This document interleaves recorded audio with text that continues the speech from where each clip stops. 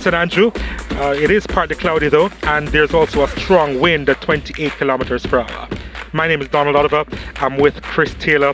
He's going to be staying with me for the duration of the two games on the way. And you can see at the bottom of the screen, the other matchup later on is Harbourview against Cavalier. But let's look at the results so far in match week 16. Veer United getting by Annegans by the odd goal in 3. Tibbetagans blanking Montego United by 2-0. Humberland with a 1-0 win over Portmore United. And of course in that big matchup at Draxall, Dunbeholden beating Mount Pleasant by 3-1. And so with that, Dunbeholden, they're on top of the standings with 38 points from their 16 matches, 12 wins, 2 draws and 2 losses so far. What a season that they've been having. Waterhouse, of course, they can close that gap with victory this evening. They're on 33 points. They are now 5 points behind. But yeah, interesting table, Chris Taylor. Yeah, Dunbeholden riding high, as I said, a 5-point gap, and it's really essential for Waterhouse to win today and to close that. All to play for between Cavalier and Harbourview. A win for Harbourview will see them move past Cavalier into 5th spot. And yeah, Cavalier, last year's champions. A bit inconsistent so far this season, but interesting table here. Molynes line at 11th right now, and I don't think that really represents how well they've played at times this season. They can move up as far as 8th by the end of the evening, so let's see what happens with them.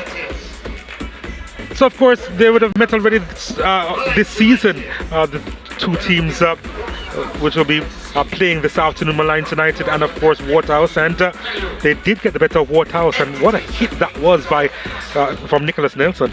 And also kept a clean sheet against Waterhouse. This is Molynes United best performance so far this season. It was an excellent one. As I said, Nicholas Nelson, their leading goal, scored 7 goals. And he has 1 assist. And then Trevante Stewart, their big number 9, who since transferred to Mount Pleasant. In fact, scored in that 3-1 loss against Dunbeholden yesterday, Trevante Stewart, in the losing attempt, but really good centre forward. And this was an excellent goal, cutting in on the right foot, agile with his footwork, Trevante Stewart. But they no longer have his services here at Molynes United. Well, let's see what Molynes United they've been up to as they prepare for this game against Waterhouse. That gets you excited. Arguably Molynes' best performance so far this season came against Waterhouse. Yes, very much so. We're very excited. The boys have been really doing very well in training this week, even though despite we lost the last game, but we're really digging because this is a rivalry. And even though you lost last week, you're quite proud of the way the boys performed throughout the contest. How did you work on that coming into this week? Well, this week, they trained really hard, and I said, hey, that game is fast, so we have to dig in and come again, because definitely we need something out of this one coming. Your main man, Nicholas Nelson, of course, 7 goals so far in the season. He was, well, somewhat injured in the last week. How is he coming into this one?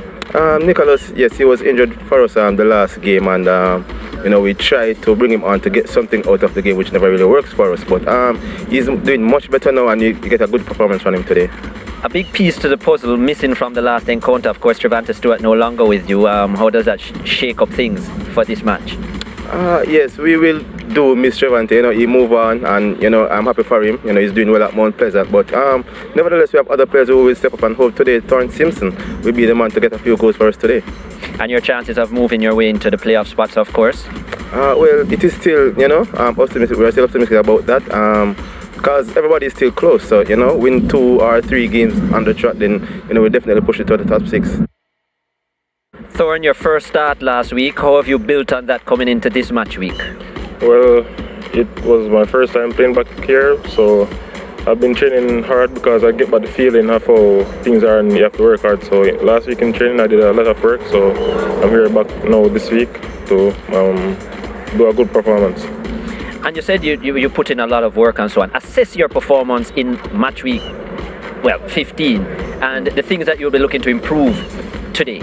Well, just first to play as a team and get more clinical in front of the goal and come out victorious. All right, and how you feel about this matchup here today? Well, Waterhouse is a good team always, and it's always a nice game playing against them. So let's see, we'll get a victory from this game. Well, Chris Taylor would have seen the peach of the goal that he scored in the first matchup with Waterhouse. You reckon that he's in that sort of form still? Yeah, he has scored quite a few outstanding goals so far this season. 7 goals and an assist. national call-up as well for the Reggae Boys, and I think that did a lot for his confidence. And since he's come back into this Molynes team, unfortunately the injury that he received a couple of weeks ago, but he's been in good form, he's been in goal scoring form, and if Molynes are going to do well, he will need to be on that score sheet. Well, let's see what Waterhouse they've been up to. Daniel, the last time you met Molynes, it wouldn't be said that necessarily it was a bad performance by Waterhouse, but probably an excellent one from Molynes. What are the things you'll be looking to do differently here today? I guess for one, we have to start on the front foot. For the past 3 games, we have not started well, but we have finished the games well. So as long as we get a good start against Molynes, we should win. Full squad available now. How does that shake in terms of the starting lineup and so on? Senior players coming back in? Yes, Kemar is back.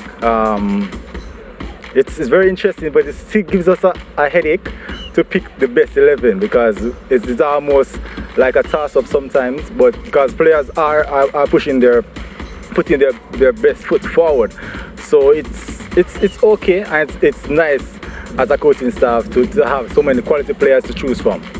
And you've remained in second position. Arnett Gardner slipping up. An opportunity here today to put some space between the two of you and get closer to Dunbeholden. Has that changed your strategy coming in or the mindset?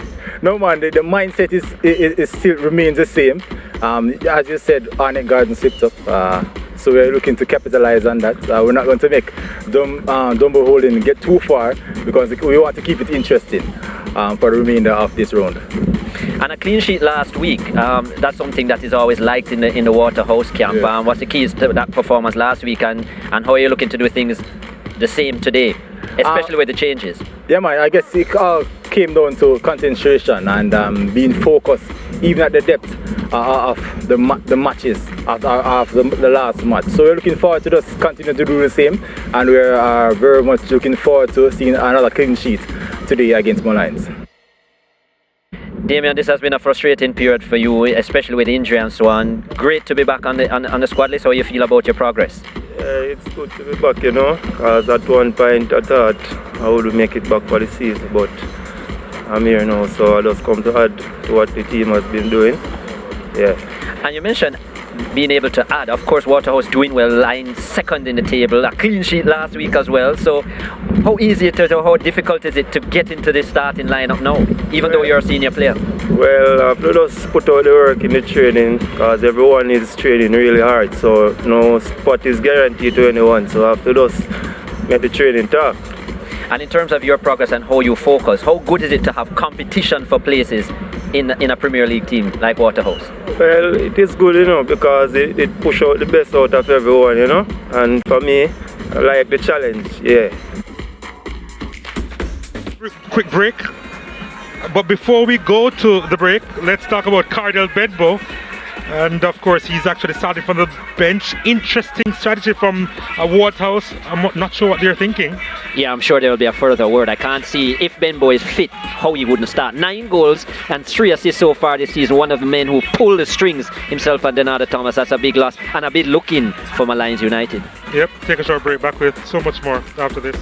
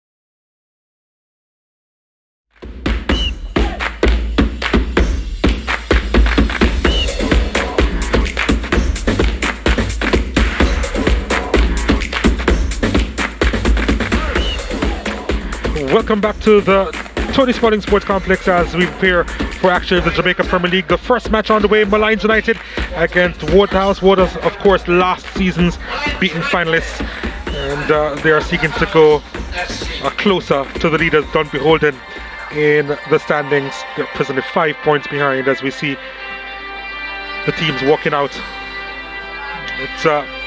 It's not a fixture that we're used to as far as it being historic in the Jamaica Premier League, and just about 5 times that they would have played each other. But the last time out, Molynes United did make a strong statement against Waterhouse, and now Waterhouse will be seeking to make even a bigger statement as they keep close to the leaders, Dunbeholden, in the Jamaica Premier League. And as both teams are on the pitch, eager to make a mark on this game, just to show their intentions. Molynes United, of course, they will be a team a little bit disappointed with how the season has progressed for them. They believe that they could be further up the standings. Well, a win today and they'll certainly push themselves further up the standings. As you said, possible 8th position if they win. Still shaking around their starting lineup quite a bit. Damian Parchment is the man in charge. He'll be assisted by Nicholas Anderson, Damian Williams, and Case of Plummer, who is the 4th official. I will kindly give it back, sir. Okay. Teamwork, management, communication.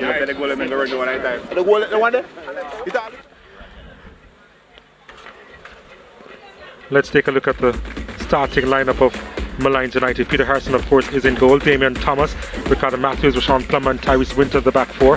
In the middle of the park, Javon Brown, Tyreek Sutherland, and Jeremy Nelson. Up front, Shaheem Harris, Nicholas Nelson, and Thorne Simpson, who, of course, is making his second appearance this season for Molynes United. 4-3-3 is what they'll be playing. Good to see the captain, Nicholas Nelson, back into the starting lineup after his injury week before last, and had to come off the bench last week, but yeah, good to see him back in. Yeah, the big name that's not in the starting 11, their top scorer, Cardell Benbow, who is actually on the bench for tactical reasons. Hakeem Chambers is in goal. Kimani Campbell, Manny Cocking, Elvis Wilson, and Ricardo Thomas, the back 4 in the middle of the park. Moulton, Beadle, Howell, and Thomas, and up front, Shaquille Bradford and Stephen Williams. Very interesting, that tactic. If it's a tactic, I'm not a fan. 4-4-2 is what Waterhouse will be playing, and yeah, Andre Moulton getting an opportunity in the starting lineup. Let's see what he will bring. Hasn't scored so far this season and no assists as well. Leaving out your leading goal scorer, a man who scored a brace last week against tough opposition. That's an amazing omission to me. 9 goals and 3 assists. Hard to replace that. You don't use the word amazing often, Chris Taylor. The fact that you just did is a bit of an eye-opener, to be fair. But yes, an amazing omission, in the words of Chris Taylor. Let's see if it works. It's going to be Waterhouse who will get the action underway here at the Tony Spalding Sports Complex. And here we go for the start of this one. What will both teams bring to the table here? Molynes United desperately trying to climb up the standings. With a victory they can go up as far as 8th.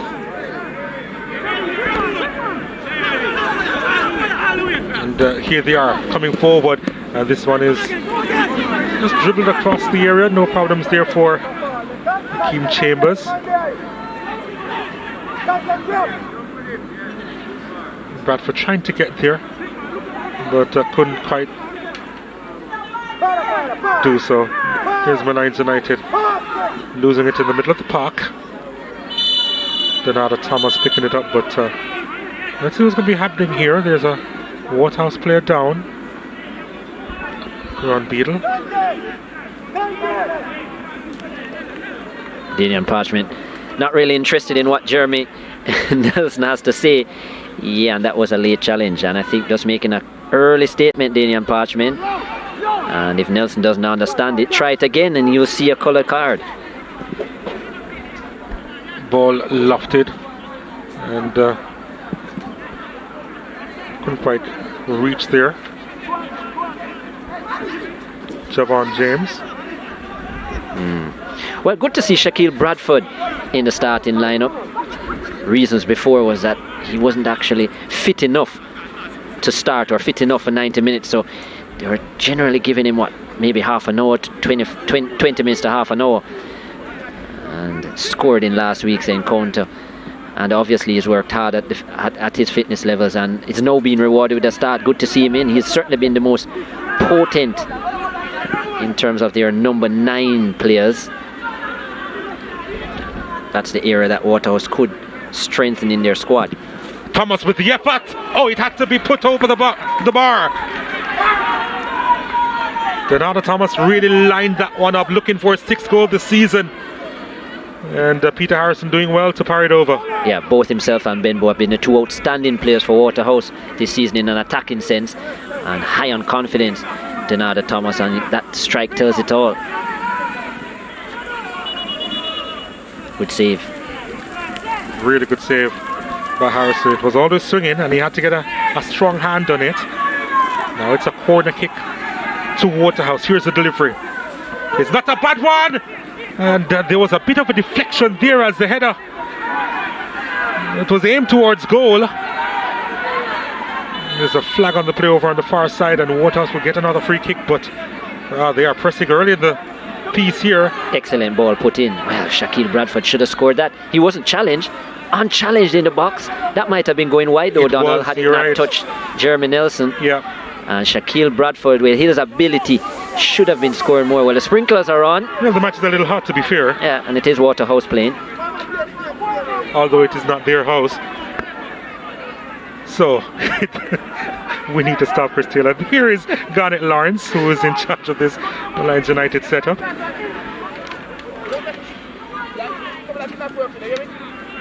The sprinklers are still on, by the way, so I don't think play can continue just yet. Marcel Gale, the head coach of Waterhouse. Not having a seat.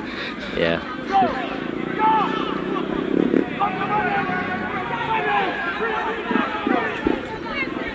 Spectators were shouting to the referee even before the corner was taken that the sprinklers were on. It is still on. Mind you, it's in the other half.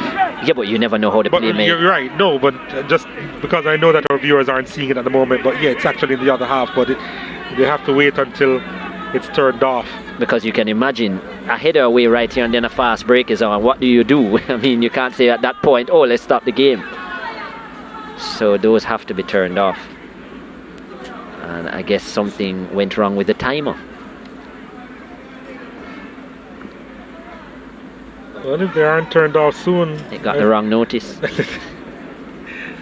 yeah, they're going back into the ground. We're fine now. Here's a free kick. That's another good delivery, you know. It's headed away by Nelson, the Jeremy version. And then the clearance. Bradford. Again, Waterhouse pick it up.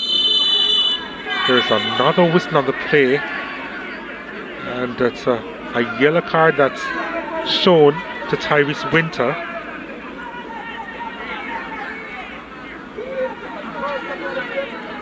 Well, yeah, the first tackle of the game, Daniel Parchment didn't like it. It was very obvious, and that's a poor challenge. What was he thinking, Winter? I'm wondering if he was slipping. He was slipping from far way away. Yeah, but but the approach for the tackle was still wrong. You know, he had no intention of a conventional tackle.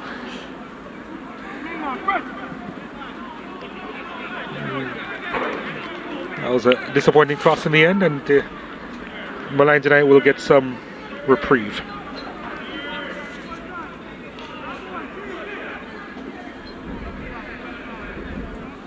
When Daniel Parchment had a talk with Jeremy Nelson, I think he was trying to make the point to the entire field, because Waterhouse did have the ball and he still blew the whistle to stop the play. So I think he wanted to make a statement that he wasn't going to tolerate the reckless challenges. So no surprise that a yellow card is shown, even though it's so early in the game, because it was reckless yet again.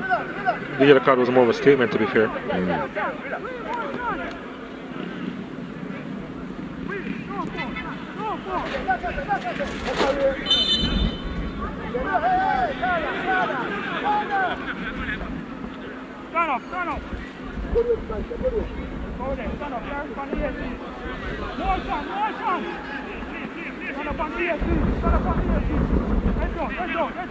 Here's a delivery inside, and Waterhouse defender was down inside the area. But they have the possession now. Can they make the try? Oh, that's a lovely touch from Thomas before he was cut down, and a second yellow card is going to be shown. A matter of minutes here, and you really can't blame Danian Parchment for showing yet another yellow card here. Yeah, and the trickery of Donada Thomas getting away from the defender, and we'll see a lot more of that this afternoon. Hopefully he's not injured, he's back onto his feet. And that's a poor challenge. Again, I'm not sure the instructions from the coaching staff of Molynes, but look at that. No, it's just not sharp enough. That's ridiculous. So both fullbacks are in the book. Damian Thomas joining Tyrese Winter. Yeah, they've made quite a few changes again to their starting lineup, Molynes, which surprised me because against Dunbeholden they played well. They lost 2-1, but they played well, Donald, and a good account for themselves. Ball lofted inside the box. Wants a better first touch. Oh, there's a penalty for Waterhouse. Oh, Molynes United, they are very slow out of the gate this evening. So many rush challenges, and you reckon that really was another easy decision for Danian Parchment. This time it's Rashawn Plummer. Missed time, trying to say that he played the ball, but after he played the man. And I'm sure we'll see that on the replay. But yeah, very slow start to the game as you see there. Yeah, very late was Plummer. Very late. And no need to make that challenge because Waterhouse were going away from goal. Moulton, it seemed like. Yeah. No intention to play the ball. Totally late. Left foot high. And now a challenge in the wrong area for Molynes, and probably going to cost them.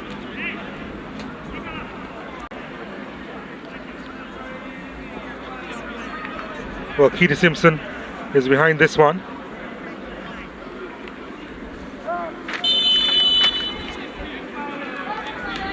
Here he comes. And he fires it home for Waterhouse. They take the lead as they continue their chase down of Dunbeholden. Pretty early in the piece here against Molynes United. And they have a goal in this fixture this season. They now lead by a goal to nil, Waterhouse. Yeah, poor start by Molynes. Over aggressive, not organised. And this time, the tackle in the wrong area. Good penalty by Keith Simpson into the far corner. Experienced player Simpson. His second of the season.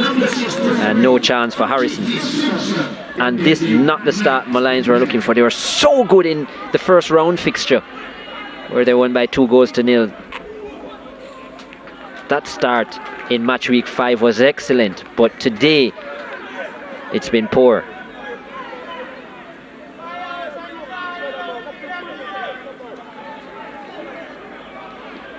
Keith Simpson doubling his tally for the season, and as I said, Waterhouse in the front on the front foot do very well after gaining the lead. Waterhouse generally don't give it up very often.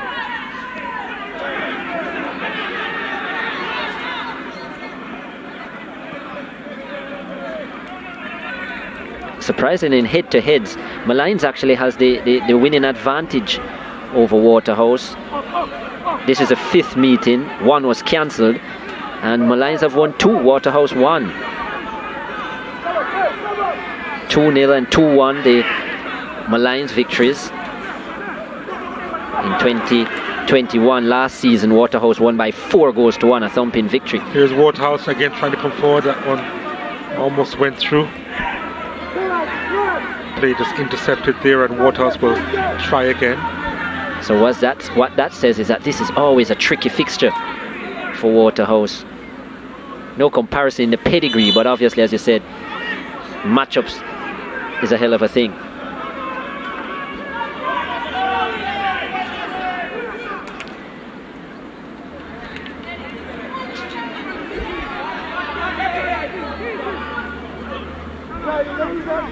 I think earlier I'd said that Ron Bead was starting in the middle of the park, but Keith Simpson is in the middle of the park, and of course James is starting ahead of one Stephen Williams. So that's the lineup.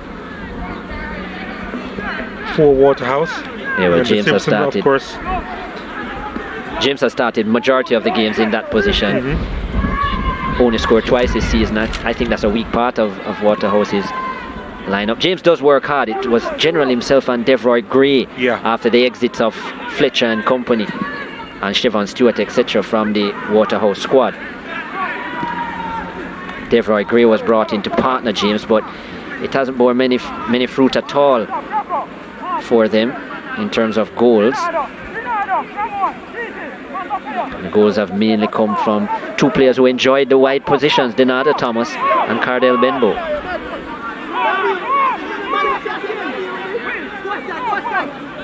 I think with Shaquille Bradford going in there, they have a more potent point man.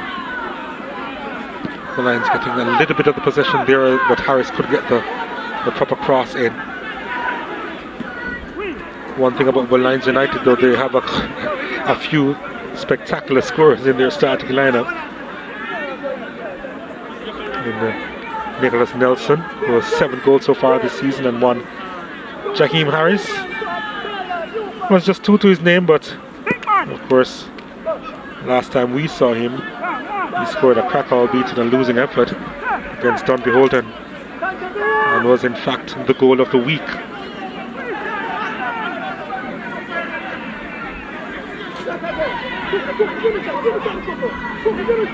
Goal of the match week, that is. Yeah, it was a top strike, cutting in on the left boot from outside the 18, from probably some 20 yards out. And fired it into the far corner. Came off the upright and went in, but no chance for the goalkeeper. Not sure if he will be a big goal scorer, though, Jaheim Harris, just generally. He's not a centre forward by any means, really, but can score the brilliant goal because he has good technique in terms of his shooting ability, but he's been used all over the park in his few appearances so far from Molynes. He's been used wide, he's been used in central midfield. He's now asked to play in a forward role. Simpson.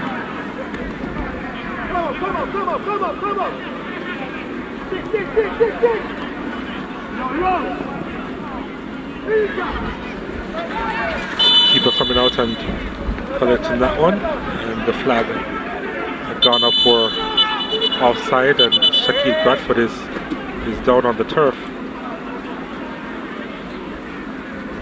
We're now seeing some movement. He was still before. There was a triple blow of the whistle from Daniel Parchment just to alert them. That was nasty. A knee to the back of the head. Went down hard as well.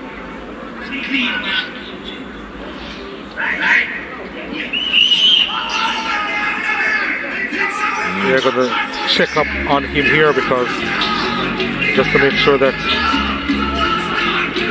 he wasn't concussed in that incident. The doctors come out as well, not only the physio.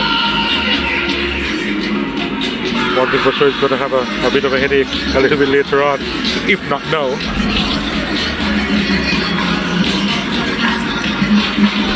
Yeah, knee to the back of the head.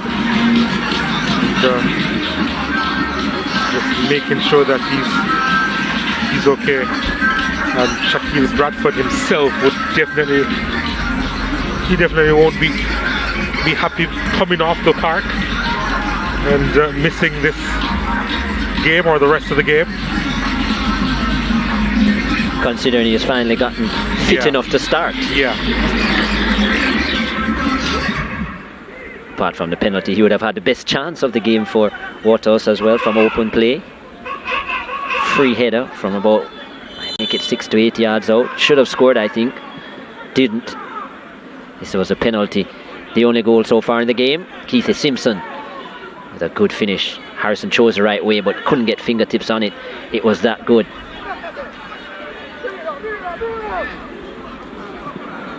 So Simpson strike in the 9th minute. The difference between the teams.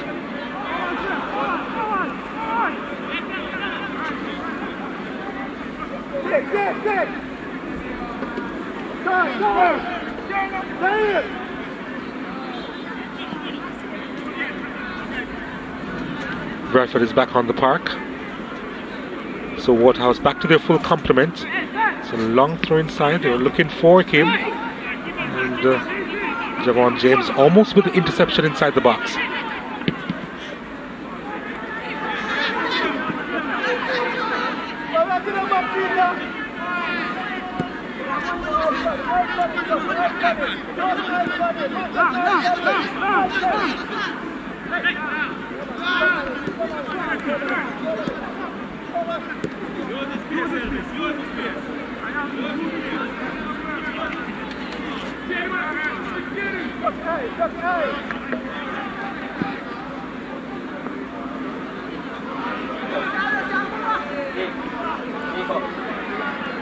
Molynes United will do well to get back into this contest, but they have to pick up the pace here.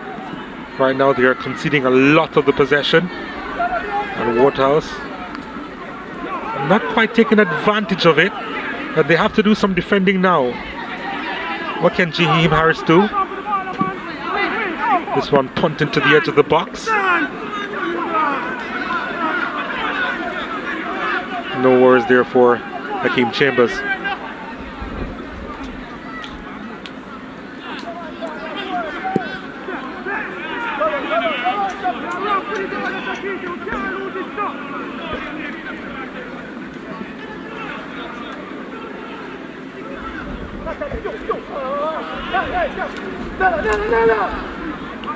Simpson now on it. Goal scorer, Donata Thomas. Campbell touching it inside. Bradford back outside to Campbell. What a delivery that is. But the flag went up. I think it probably was against Bradford initially. I think so too. Wouldn't have been Campbell who was coming from behind. Campbell has shown how useful he can be overlapping on the left-hand flank. They're number 16. Some telling deliveries into the box so far this season.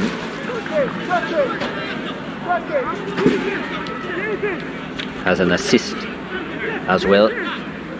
Very talented left foot. One of those young players that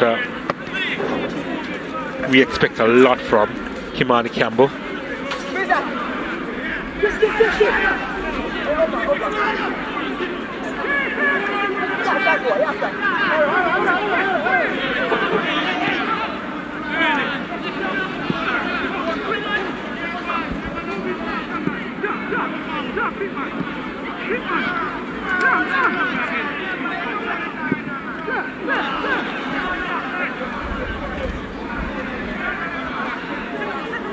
Thomas. Such quick feet, Donata Thomas, and then his passing range is just brilliant to spot his brother Ricardo Thomas. Enterprise in play from the Thomas brothers. Ricardo, fresh off of national duty a few weeks ago with the Reggae Boys. His couple of performances since coming back been a bit inconsistent for his standards, but this was a nice strike with the left boot.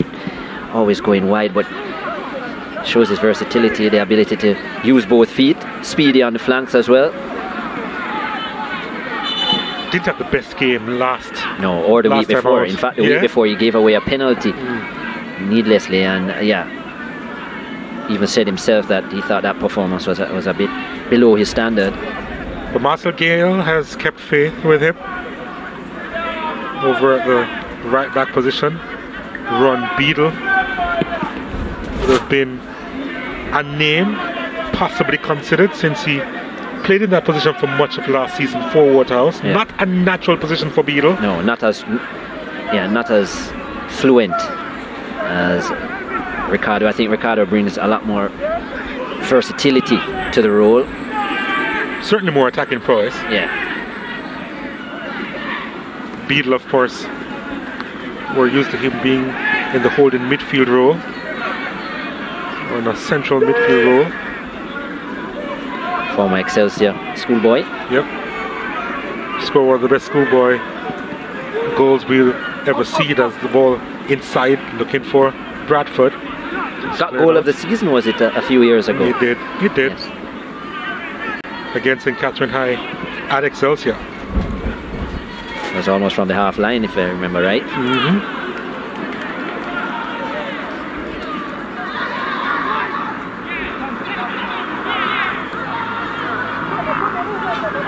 But I can understand them sticking with Thomas. When Ricardo Thomas and Romain Howell, was out of the starting lineup, it was noticeable from a Waterhouse perspective. They just didn't look as solid, especially defensively. The extra players coming forward, they just weren't as fluent. Of course, both were on national duty, but since coming back in, they've really been a force to reckon with. Keith Simpson was working really hard to well, it wasn't Keith Simpson, in fact it was Elvis Wilson trying to get himself out of a pickle. And let me tell you, Donald, he has really, as the season has gone on, he has been amazing for Waterhouse in that centre back row, Elvis Wilson. Had it not been for the double, I think, was it Cardell Benbow who won the man of the match last time out? I think so, for his double. Ball sent inside and clearance not done properly. Bodies have littered the area, and now Waterhouse will try and go forward. And it was Wilson again with that challenge. Very good he's been for Waterhouse his last couple of games. Had a slow start to his season, Elvis Wilson, but he's really probably been their best defender in the last 4 games. Donald Thomas couldn't quite get there.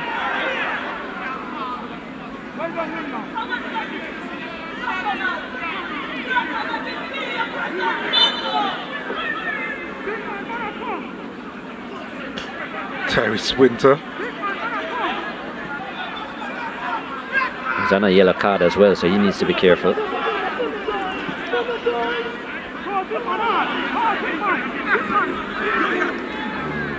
wasn't the best touch from Nicholas Nelson.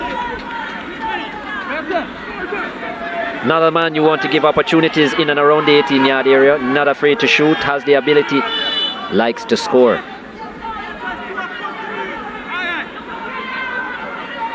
This is Kimani Campbell, needing some attention. Yeah, that tussle with Winter created a problem for him. I actually think he was guilty initially of getting in Winter's way when he was looking to take the free kick, and then came off second best.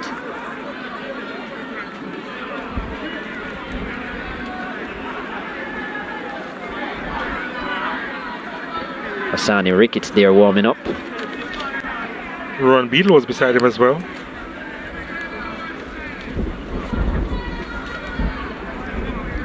Options in the wing-back role. I think just stepped on his foot there. Did Winter.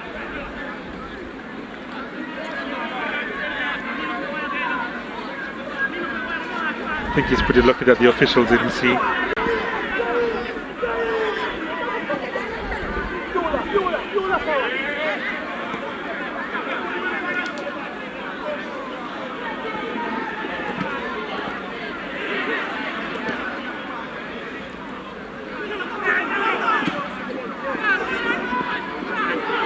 Hasn't been the most fluent game, but Simpson sends it out wide, and here's a shot that's fired into the keeper, who failed to hold on initially, Akeem Chambers.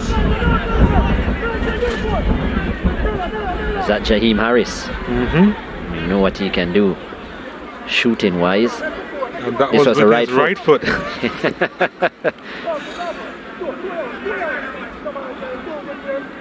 What did it say in Jamaica? Jinx.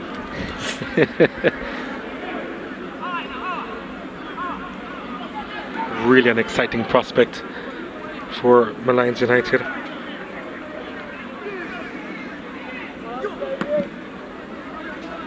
One of the youngsters that Garnet Lawrence has entrusted with a starting place, and well earned.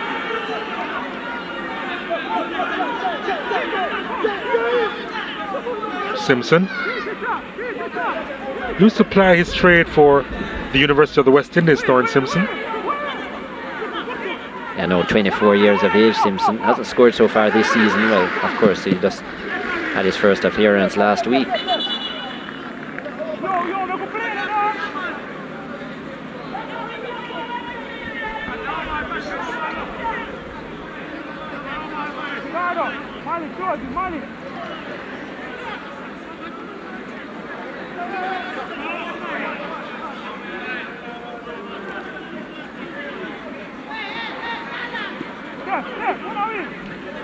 Molynes again will try to permeate the Waterhouse defense, but unsuccessful.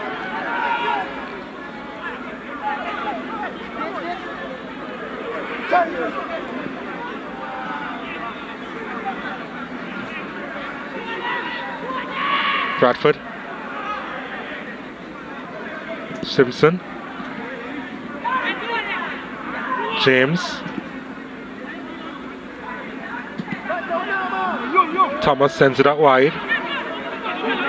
Touched inside, Javon James.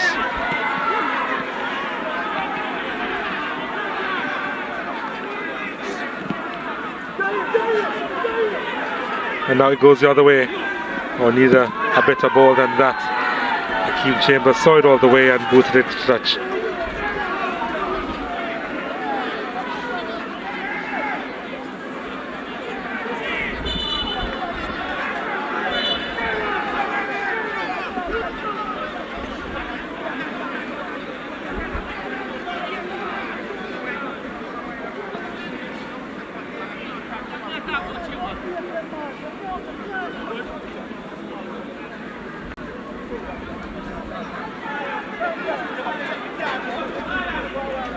Number one central referee in the island at the moment, Danian Parchment.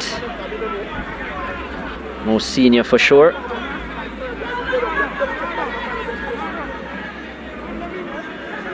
Applied his trade initially at GC Foster College, that's where he studied. Good cricketer as well, Donald. Useful all-rounder. Hard-hitting left-handed batsman, low order, and good Batting medium pass bowler. Batting all-rounder? It's a genuine all-rounder, yeah. Both medium pace as well, and a good medium pace. Swings the ball. So in the mold of a Jacques Callis? No, Jack Callis would have been a top-order batsman. Ah, okay. So more like a Lance Clouseau then? Yes. Ah, yes. Okay. Yes. Left-handed too? That's a good example. Okay, all right, cool. I'm proud of you. Yes. I do know my cricket. Yes, yes. Lance Clouseau is a good example.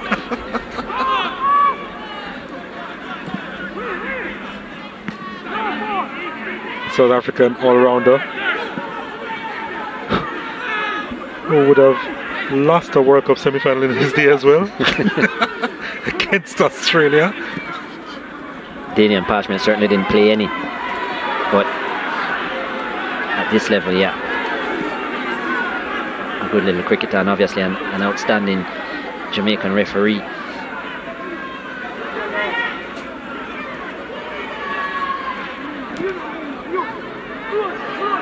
Campbell. That's a lovely ball inside. Oh, he decided to take it first time. Did Donato Thomas. Looking for the spectacular, but he had the time and space, I thought, to take it down. He decided to take it first time and could not find the target. Good technical ability generally, Thomas, but I think he was trying to be too fancy there. I think he could have taken that touch with the right foot. And his touch is usually good, and just set himself. That's not an easy finish to execute, and it proved that.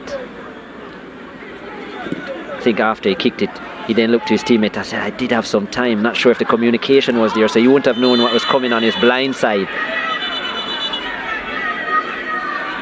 But yeah, he scored some really nice goals so far this season, 5 of them.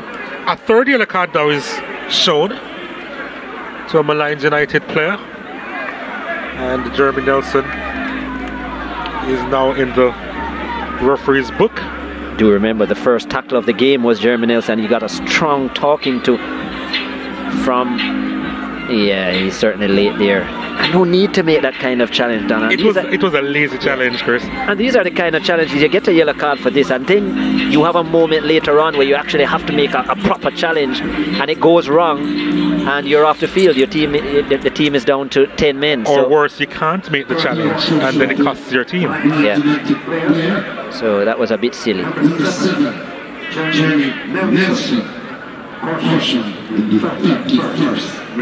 Yeah, there's no taking one for the team in his future. Not in this game anyway. Here's Thomas. That's nodded away by Rashawn Plummer for a Waterhouse corner kick. They've been under some pressure. So now Winter, Thomas and Nelson in the book. And remember, Plummer caused the penalty. Yeah. Wasn't carded, but 3 of the back 4 committing some sins in this game so far. Here's a corner kick. And the header. And the clearance. And the gathering. Not convincing. Goodness me, this game is sloppy. At the end of it all, another corner kick to Waterhouse. Harrison Lucky made a mess of it. I wonder if the sun was an issue here for Harrison. Just when he goes up, yeah. Really? The sun? But after the ball went out, you saw him checking his eyes, squinting and so on. Here's a delivery inside. It's Howell. They finally managed to hack it out of the area. Lots of scrambling.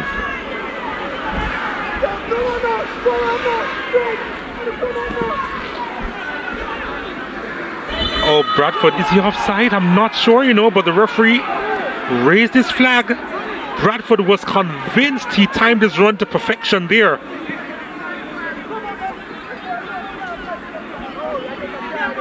Yeah, that was a bit surprising to me. It seemed like the player that was closest to the linesman was offside.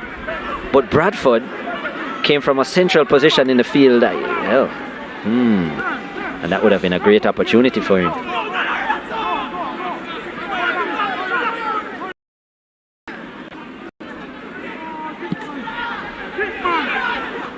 Here's a chance now for Molynes United. Oh, that's a wonderful first touch. Trying to let it settle. Nicholas Nelson didn't quite settle for him. Campbell.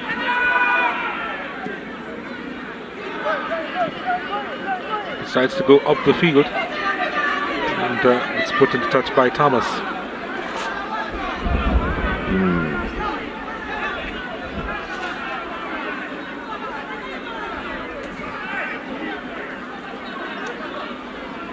Campbell with a searching ball, and the whistle goes again.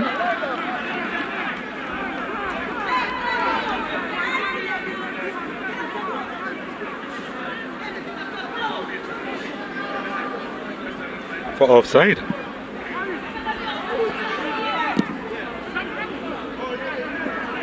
Lovely turn.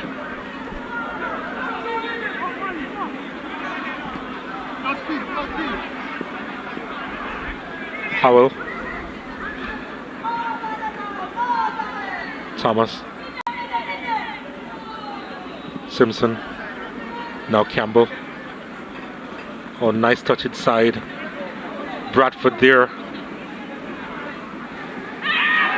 Looking for a handball. Really was too close to the Waterhouse attacker. Never gonna get it.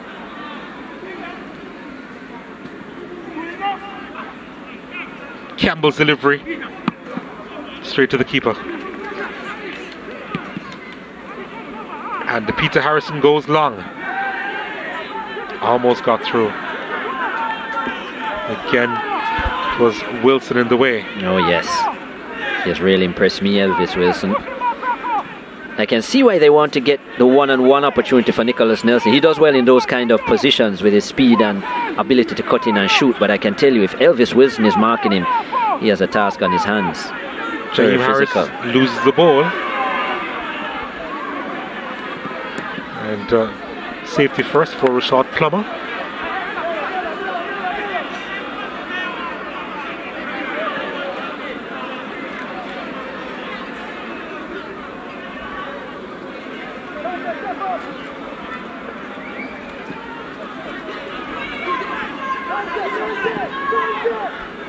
Waterhouse in the attacking third now. They have players streaming forward. Oh, that ball was a little bit too heavy. Yeah, he slipped a few of those by Moulton. Yep. Nicholas Nelson now. Well, that was a poor ball from him. I don't know if they haven't warmed up properly, but Molynes United, they don't look sharp at all, and now they have to do some more defending because the dangerous Donata Thomas is on the ball. That's a wonderful ball, and the finish is over the top, but my goodness, what a find to Keithy Simpson, was looking for his second of the game. Great overlapping run by Keithy Simpson, doesn't often get into those kind of positions. But yeah, this is too much space here allowing Donata Thomas. He can hurt you not only with a pass, but to cut in and shoot from there. Very skillful player. That's a lovely ball for sure.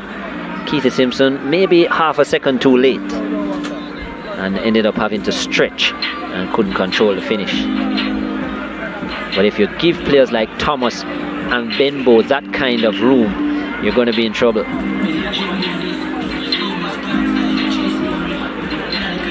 There was a handball incident earlier, and I immediately dismissed it, saying that I thought it was too close to Shaquille Bradford there.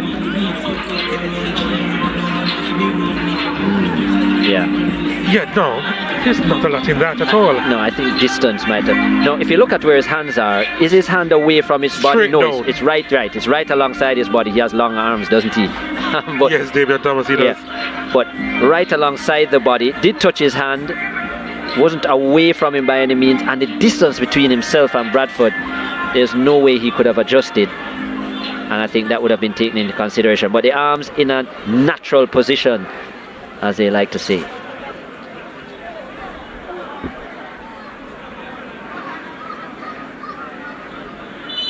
So we agree on another thing for another day, Chris Taylor.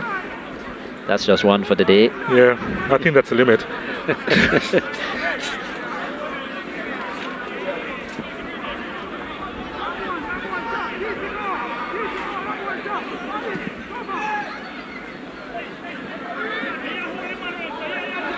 Waterhouse did say in the team interview with the assistant coach Daniel Bent that, and it's been very obvious to most, that their starts... Lovely first touch from Bradford, well, yeah, almost, but Peter Harrison was sharpest.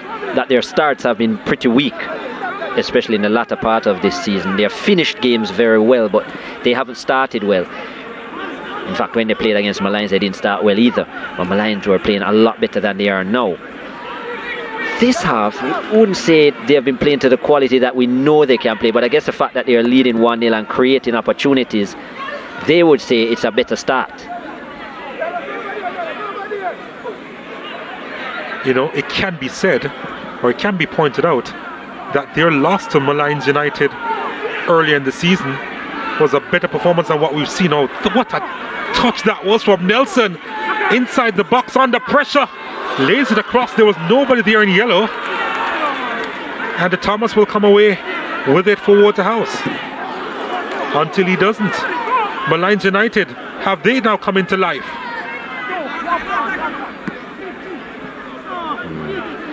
That was too difficult a pass for Jaheim Harris to execute there, but yeah, now you see why Nicholas Nelson likes those isolated moves in a one-to-one scenario. Speedy and skillful, and unfortunately for him, just one teammate in the 18-yard box. They have to do better. It was Simpson, but the ball couldn't get there. Kind of cut his angle. It actually was good defending in the end to push him wide. But yeah, he can create those kind of opportunities. Should Thorne Simpson have held back his run there a little bit? I mean, the ball was played behind him. I can't blame Thorne Simpson for going to the back post. He needed another teammate to make that angle run, so you create the triangle.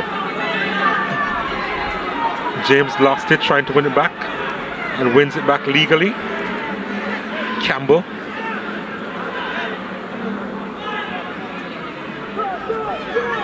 Thomas.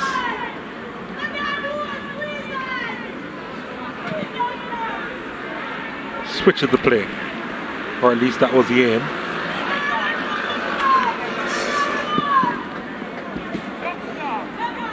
Throw into Waterhouse.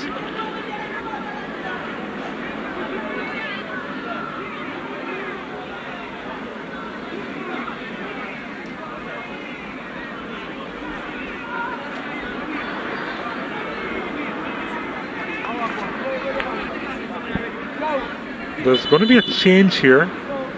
made by Molynes United. Is it one of their centre backs off? Ricardo Matthews is coming off. Rashawn Livingston is on.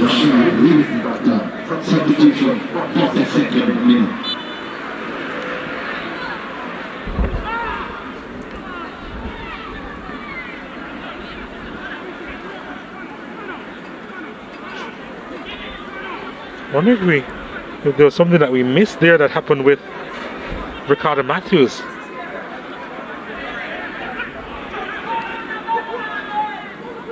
Maybe it was that injury. Yeah, at this point you would think it's an injury. And with half-time so close, obviously an injury that he probably just couldn't recover from, because with 3 minutes to go you'd say if it's probably just a little niggle you try and see it through, yeah. So obviously severe enough. And that's been the flank as well that Waterhouse have concentrated a lot on with Donato Thomas, so they don't want to take any chances.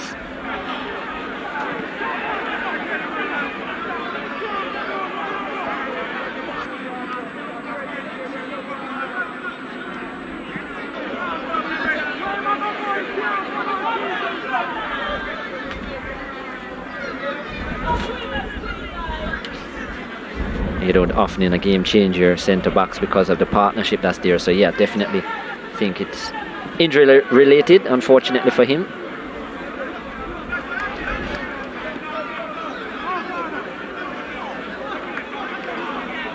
Nicely done by Tyrese Winter.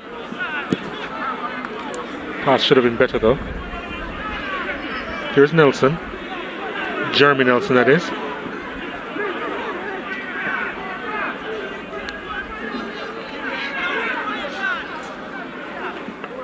Molynes United will really want to start over, I suggest. Really, they have to pick up the tempo here in the second half, because they have offered little in this first stanza.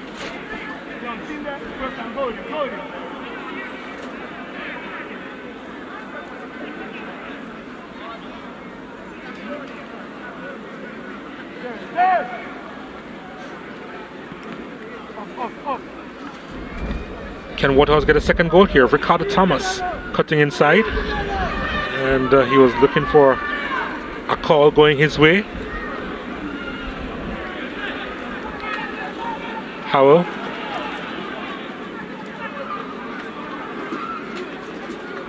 Thomas. Donato Thomas inside, and the deflection took it to goalkeeper Peter Harrison.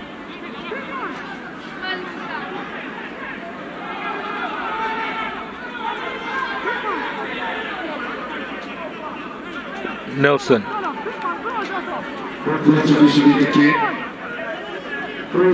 Brown. Jeremy Nelson.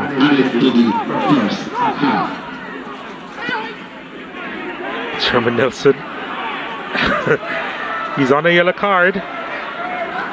And the referee just allowing play to go on. Daniel Parchment. Nelson.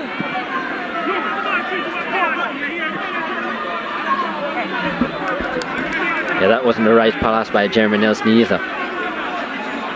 It's not being patient enough. And I think that's what his brother is saying to him as well. He doesn't agree. But I agree. I just don't think he had the help there, and asking a lot of Jaheim Harris. Shorter passes to build a play would have been the answer. I think for a period of time, referee Daniel Parchment was sick of blowing the whistle, but he just allowed a couple of tussles to just go by. Two players who are on yellow cards too. Winter, exactly, Winter and Nelson. Yeah. It has been an ugly game though, punctuated by the whistle. And based on how Jeremy Nelson is playing, I would be a bit concerned if I'm Garnet Lawrence. He just looks a little bit sloppy at the moment in terms of how he's playing, a bit argumentative as well, and those things sometimes bring rash challenges, even though he's very experienced. Just need to be careful. Javon James is getting some attention, by the way, the Waterhouse striker.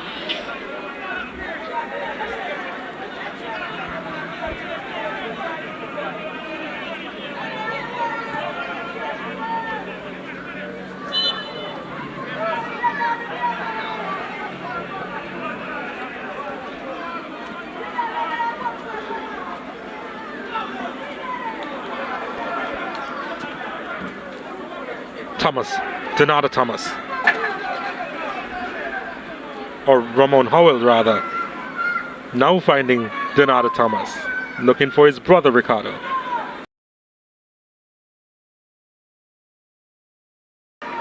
Howell, Thomas. They may just seal this first half here with possession. Waterhouse.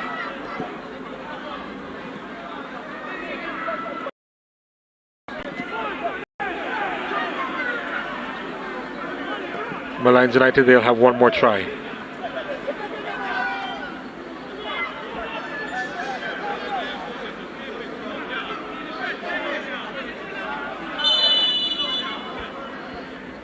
Well, we'll forget this first half quickly. There has been just the one goal in it. It came from the penalty spot from that man, Keith Simpson. But not a lot to write home about in this first half. And Molynes United, they really haven't been off to the races. So many mistimed challenges, and one of which would have ended up with Waterhouse getting that penalty early in this game. They have the advantage, Waterhouse. After 45 minutes, they lead Molynes United by a goal to nil.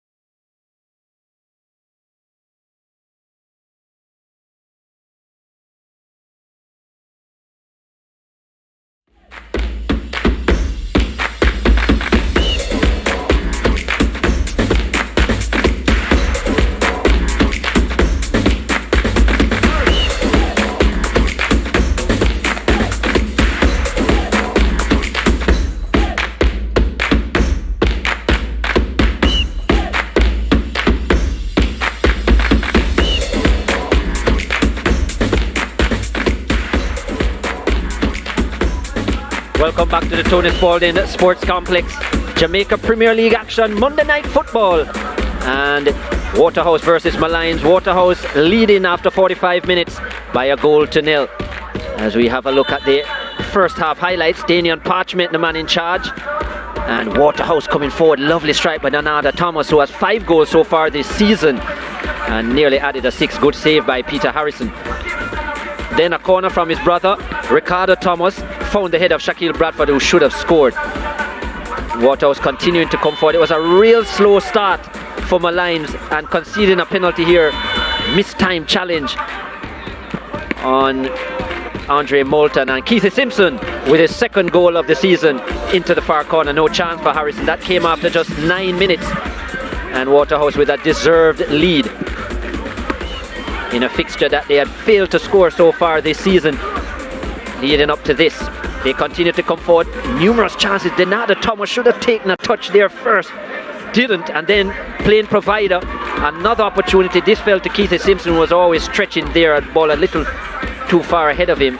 Nicholas Nelson, this probably the best moment for Molynes United, getting into the box. The reggae boy, Nicholas Nelson, captain of the Molynes team, but that was all she wrote for 45 minutes. Waterhouse with a 1-0 lead, 5 shots, 1 on target for them. Molynes with 1 on target as well from 3 attempts. And some 9 fouls, 3 yellow cards shown by Daniel Parchment, all to Molynes players. And Thomas, Winter and Jeremy Nelson, the culprits. Just 1 save for each keeper. Majority of the possession for Molynes United, which is a bit of a surprise. But Waterhouse lead after 45 minutes by a goal to nil, as they maintain 2nd position in the Jamaica Premier League. Let's have a look at the highlights from Sunday's games in the Premier League. Those games at Draxhall St. Anne. So we have full match highlights ready for you. First shot on target came from a Mobay man, Devon Turner's header, cleared by McCain. Standing just in front of the goal line. And then Barnett works this ball to Nakil Wright. First time effort, sliced wide. Satchwell. Out to Keeno Simpson, lovely first touch. Keeper did enough to put Simpson off, but then Diego McKenzie approaching that one ought to have done better. And in the end he was left to asking the referee to whistle for a foul on him. It would have been a penalty, but the referee said no. Tavin Shaw came off injured early in the 22nd minute thereabouts. Rashid Brown replaced him. And McCain immediately after that substitution found Steve Barnett with a lovely cross, and Barnett stronger than Shepherd, stronger than Reed, and with the goalkeeper coming and stopping and then being caught in no man's land, it was easy for Barnett to nod home. Rodico Wellington, a weak shot, bobbled by the keeper, bobbled in front of the keeper, and he didn't grab cleanly. But in the end it worked out. Shaquille West firing this one across the face of goal. And then this, McCain to Barnett. Ball breaks for Nakil Wright. His shot at the feet of Stephen Barnett. Easy, just turning it home for his 2nd, Tivoli's 2nd. And in the 55th minute at 2-0, the match was effectively over. To be fair, Tivoli didn't really have to get out of 2nd gear, because Mobay's challenge wasn't of the kind to require them to engage a higher level. Parker with this shot, the substitute, didn't miss by far, but it did miss. And Robinson calling a halt to proceedings with 93 minutes and 57 seconds on the clock. Full match highlights for game filled with incident. Many chances, the first of them falling to Trevante Stewart. Didn't miss by much, that just whistling wide from the ex-Charlie Smith High School man, the ex-Molynes United striker. And then Ricardo Morris with the mistake that gave us the first goal. Stripped by McGregor, lays it back for the Mario Phillips. Not the cleanest effort, it was blocked, but it fell into the path of Shaquem Powell, who needed to bend it away from the goalkeeper, and he executed that skill with perfection. Shaquem Powell, sweet strike in only the 9th minute, and Dunbeholden went in front. free kick.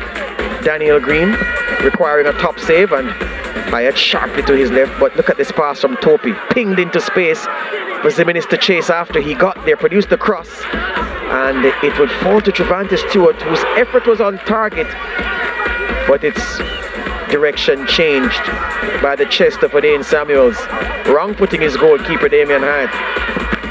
And Mount Pleasant level in the 23rd minute. Trevante Stewart, his second goal for his new club.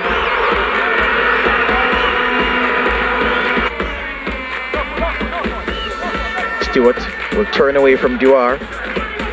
Will crash this one off the crossbar. And then this moment, Demario Phillips at the near post from the corner kick. And the assistant referee on the far side said, you know what, that crossed the line, and he gave a goal for Dunbeholden. Demario Phillips certain from the moment he kicked it that it had crossed the line. You saw him run an appeal to the assistant, and when the referee consulted with the assistant, the message was that yeah, it's a Dunbeholden goal. That was on the cusp of half time. They went in front. Second half, Peter McGregor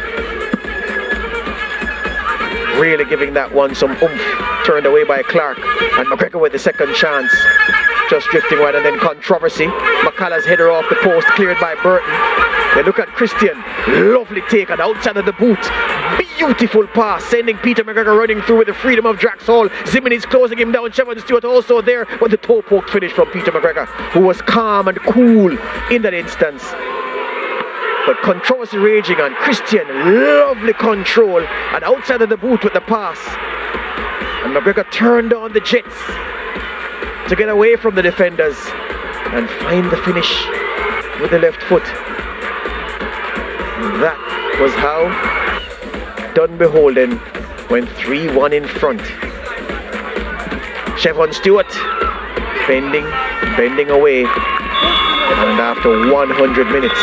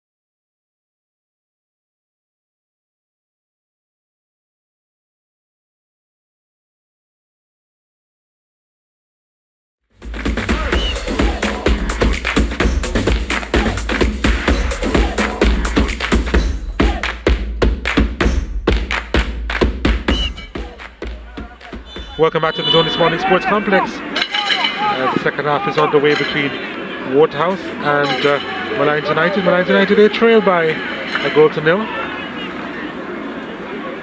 As there's been a change made by the Waterhouse team. Stephen Williams is now on. He has replaced the number 11, Javon James.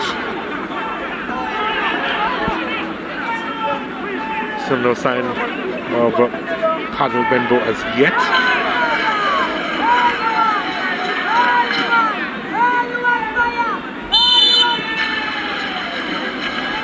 Shekty Bradford was harassed over on the far side, so he earns a free kick for Waterhouse.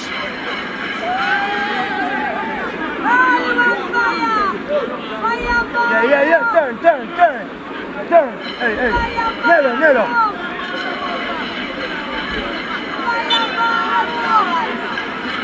Waterhouse looking for a second delivery inside, headed away by Jeremy Nelson. His brother picks it up, that's Nicholas.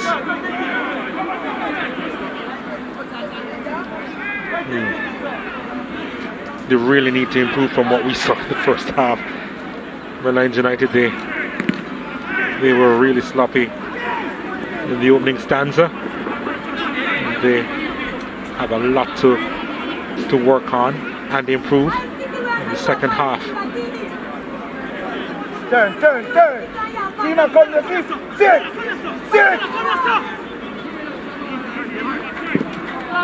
There's the ball inside. Andre Moulton was trying to attack it. The delivery from Stephen Williams.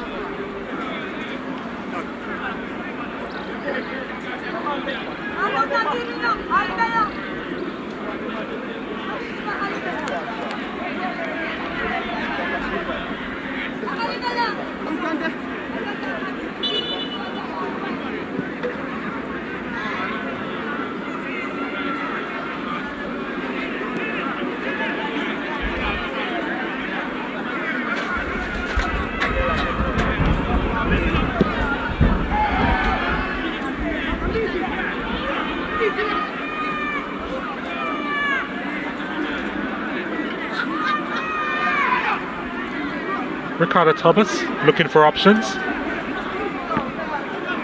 Probably wasn't the best one. He's lost possession. Sutherland.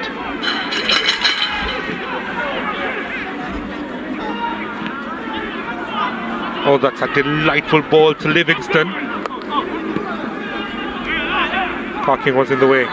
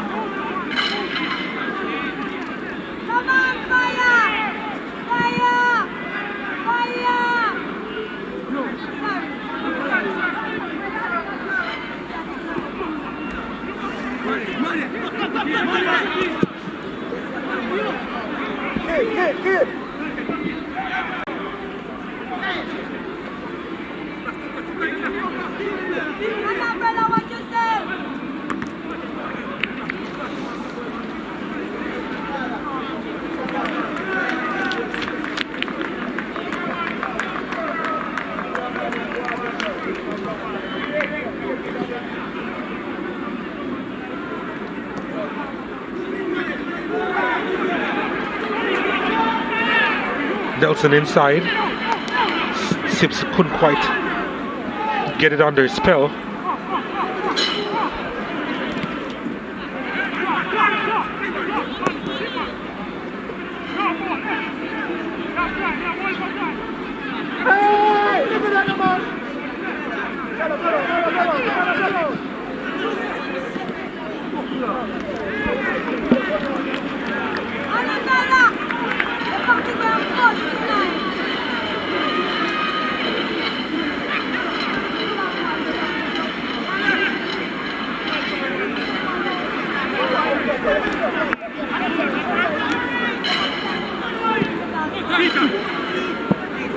Keeper just managing to hold on there. Peter Harrison then doles it out. That's a wonderful ball looking for Nicholas Nelson, and again just slightly overrunning it.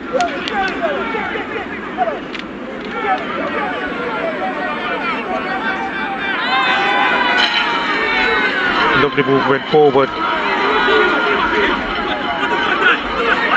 Moulton. Thomas.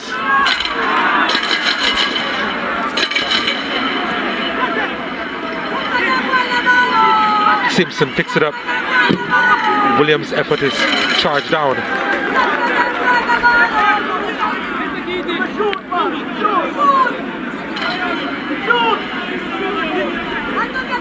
Yo, Nella, go in now.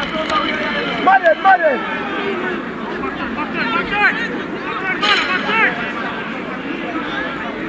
Williams lost it. And Molynes United will go the other way.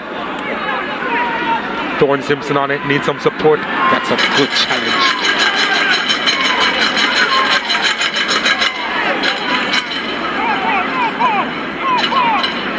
Elvis Wilson again.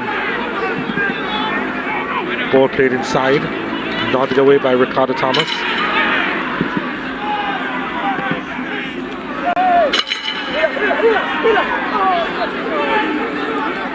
Williams. Was he being held back? He was. Free kick to Waterhouse.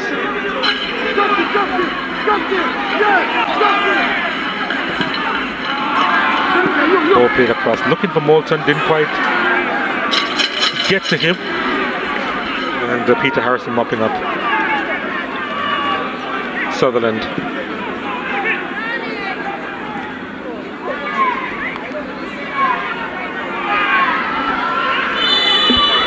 Jeremy Nelson. What's going to happen here? Just a talking to. He looks on nervously. Yeah. Nelson. What did I say about Jeremy Nelson? And he's going to have a conversation with the referee, Daniel Parchment. I think that's his final warning. I think he's lucky. That probably should have been a yellow card. I think he's lucky. I think Daniel Parchment is just trying to keep 22 players on the park. That's a yellow card kind of challenge. If that was his first yellow, it would have been shown. Through the back, no intention to play the ball, going right through the player. And we spoke about Jeremy Nelson. I said the kind of game he was having, just a little bit aggressive in his tone, arguing about everything late. With a lot of his plays, not the best quality we've seen from him this season. And how often do you see players? How often do you see players improve after having such a poor start to a game? Rarely.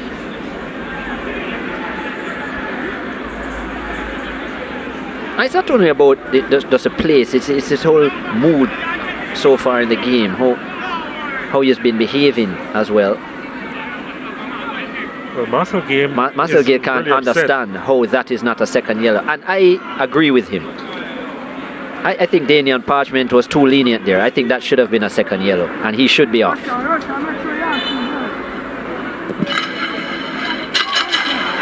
Moulton is there.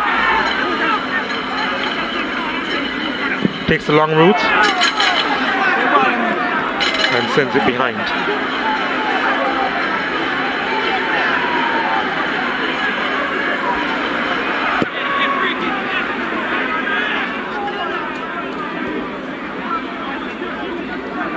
Sutherland.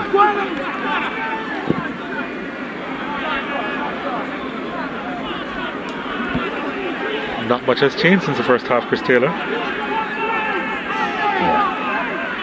A Tafaroy Bygrave, the Jamaica Premier League leading goal scorer, is in the house. Dunbeholden number 17. He's probably wondering why his chaser isn't starting. Exactly. For Waterhouse. Cardell Bembo in second position, joint with Daniel Green from Mount Pleasant with 9 goals. Jeremy Nelson plays it out wide. Winter. Nicholas Nelson is not too far off, by the way. He has 7. Nelson.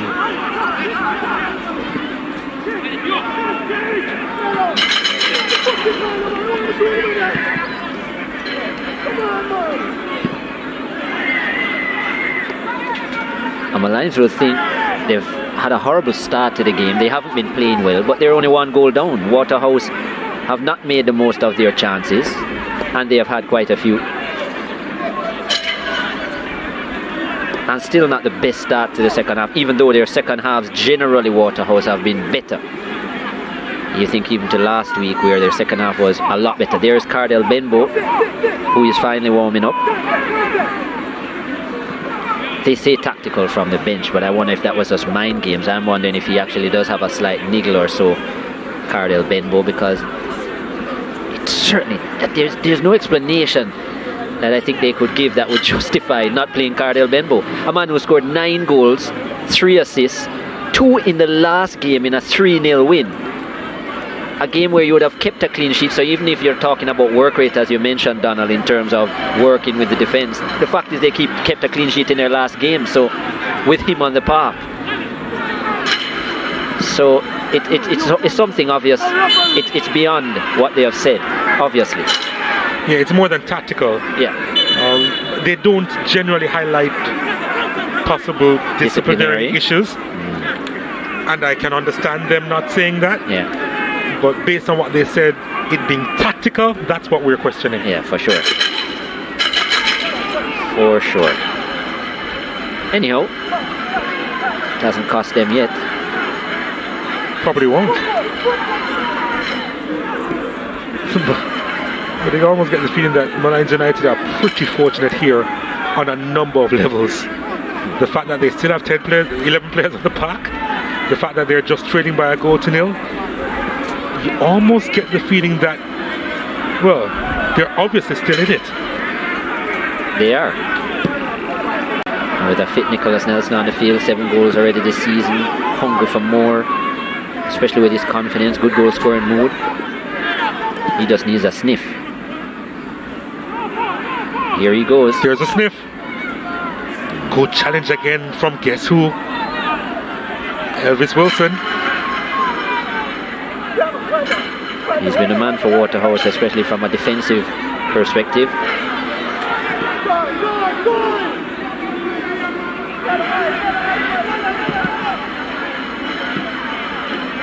Moulton was trying to get away from Javon Brown. Now he goes the other way. Nelson. Oh, that was too much from Nicholas Nelson trying to find Jaheim Harris. For a second there, I thought he would end up taking a shot. Decided to slip in Harris, and the pass was just a little bit too heavy. That was really a great opportunity for Molynes. Just look at the amount of space Nelson had. I'm wondering if he should have been a bit selfish there and taken a strike. He had the space, he had the room, he has the ability from outside the 18, we know that. Look at the amount of room he has there. Granted, it was Keith Simpson who had stepped up to somewhat block the shot, so maybe it was the right option in the end. Yeah, it was the right. It's just the execution just too was hard. the issue. Yeah, just too pacey. Harbour Views in the house.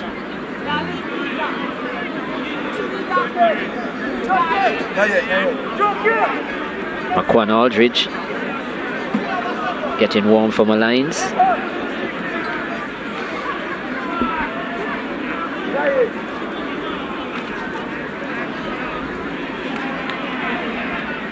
Well, there's Blaise Bicknell, plays Davis Cup for Jamaica. Good young player coming up. He's what, 18, 19 years of age now, Blaise Bicknell, far right of screen. Yeah, you had to point that out. Well, certainly the man in the blue couldn't be 19. Yeah. Impressive exploits with the Tennis Jamaica team overseas, where they played Greece in Division 2 of the Davis Cup, which is a big deal for Jamaica. And it went right down to the last game. Greece won in the end. And if you think about where Greece lie, they have the number 4 player in the world now in Stefanos Tsitsipas. So, yeah, good moves in for Jamaica in other sport as well.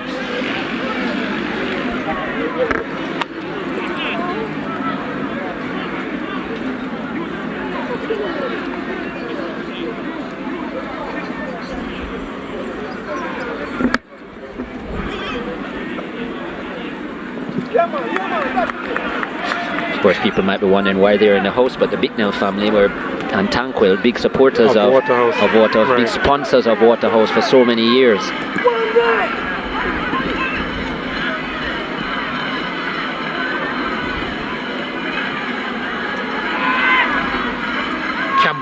on the ball. Kimani Campbell trying to make his way through traffic. Was unsuccessful in his endeavour.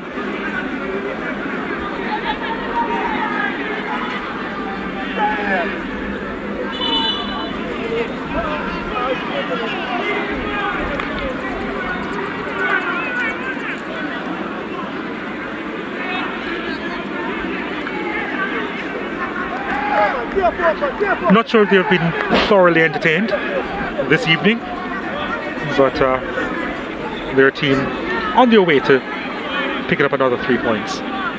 Appearance there with him as well. His mom in the yellow shirt.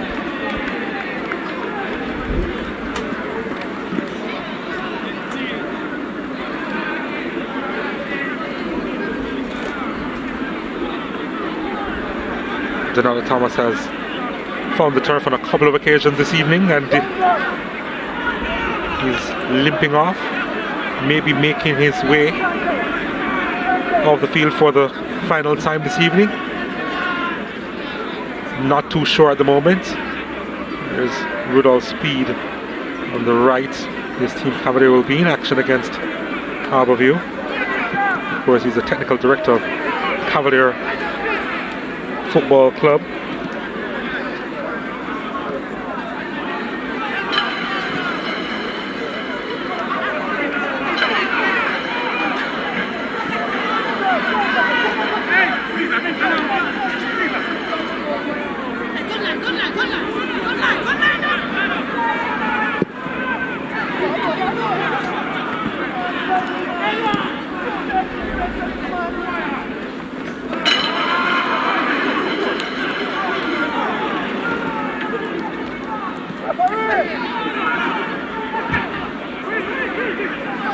Molynes United trying to make another transition into the attacking third. A little bit meticulous about it now. Here's Javon Brown. Oh, that's a wonderful ball inside. And Waterhouse just managing to clear. Oh, that's one of the better deliveries we've seen this afternoon. And it came from Javon Brown. They'll try again. Lovely ball inside, and again the clearance made from inside his own 6-yard box. Malik Cocking in the way.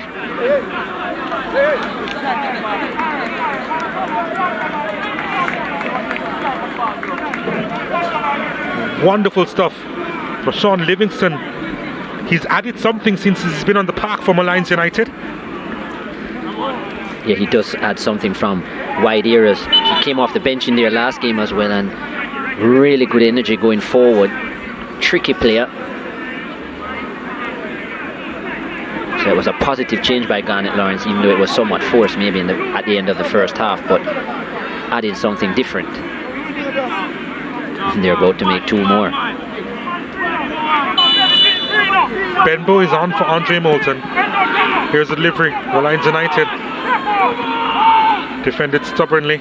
And now Waterhouse will go the other way. It's asking too much from Benbow. Not sure why he had to play that ball so far ahead. Play continues for Waterhouse as it's sent inside. Referee says play on, and the shot is gathered by Peter Harrison. Andre Leslie is on as well.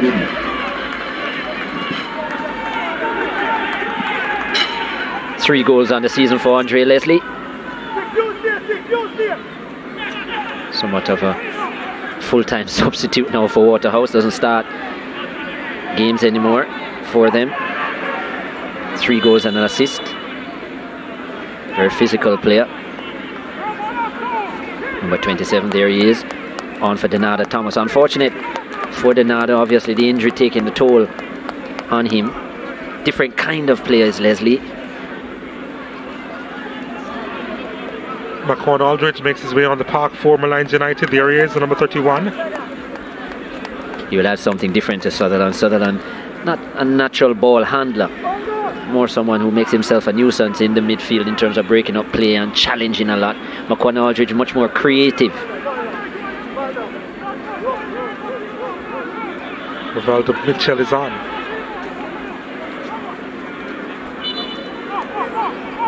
Former Wolmer's standout Rivaldo Mitchell. Thorne Simpson, not the best yet again, still unable to get off the mark for Molynes. Second game now.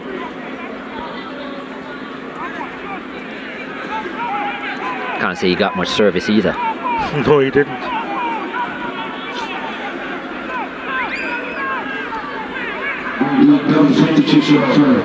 Oh, there's the speed that they wanted.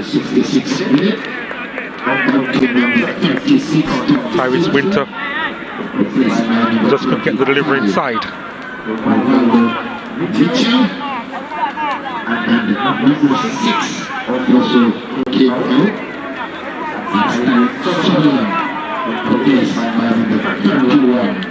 Corner kick to Molynes United.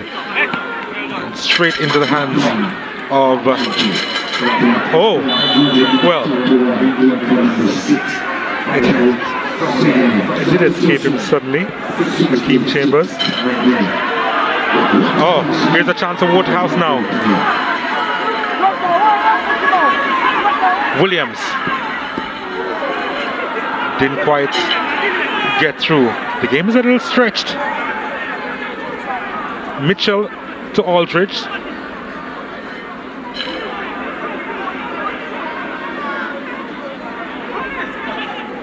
Javon Brown.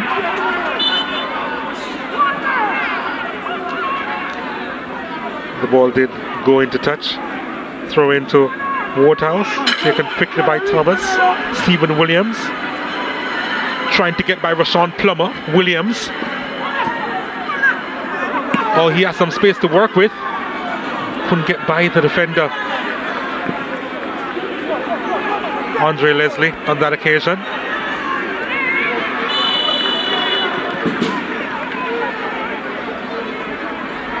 That's a late challenge on Jaheim Harris, and a yellow card will come out, and I believe it was shown. Yes, it was. Good pace by Jaheim Harris on the right flank.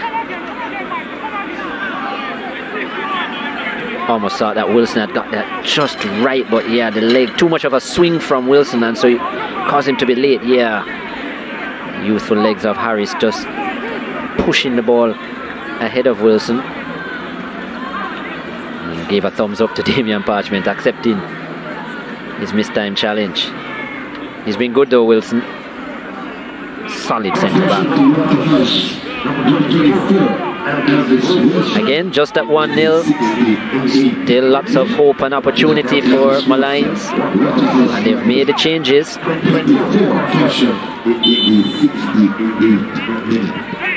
Here's the delivery. Not the best clearing header. Still a chance. Nicholas Nelson was trying to bring that one down, and there was a connection with Thomas. I believe actually last came off Thomas for another corner kick.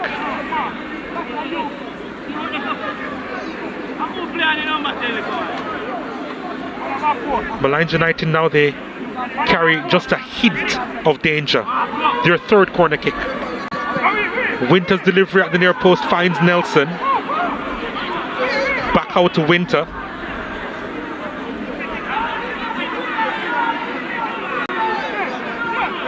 Nelson, well, didn't quite reach him, did it? And now they've lost it, Molynes United.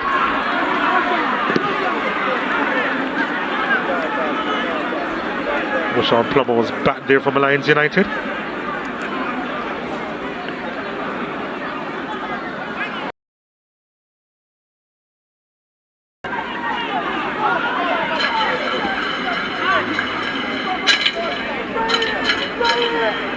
Aldridge.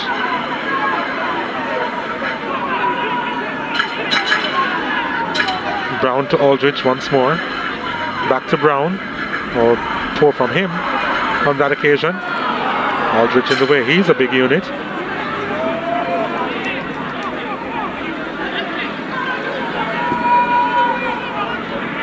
Plummer gave it up as well.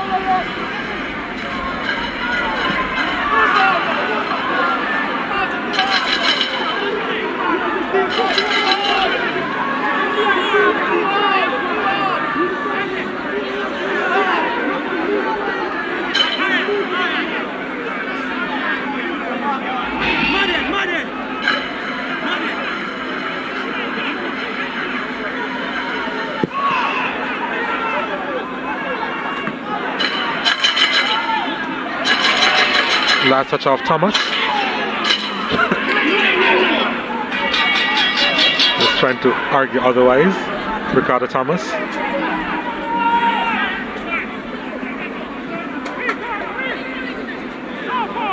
Rivaldo Mitchell.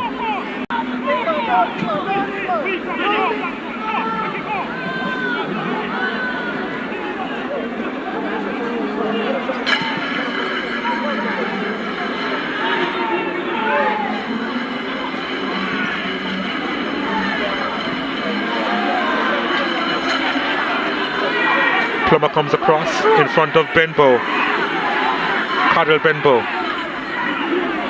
Lost it.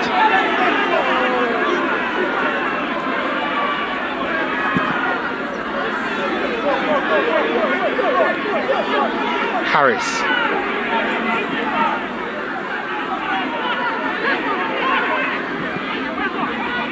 Ball played inside, looking for Nelson. Mitchell. Mitchell's delivery inside.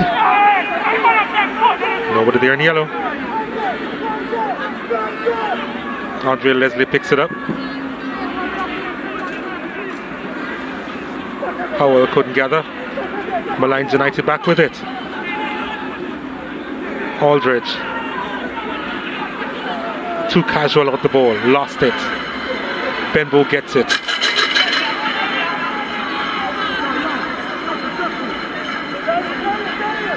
Molynes United with 55% of the possession, not necessarily utilizing it to good effect. Keithy Simpson, the goal scorer in this game so far. Howell sends it out wide. Leslie's there.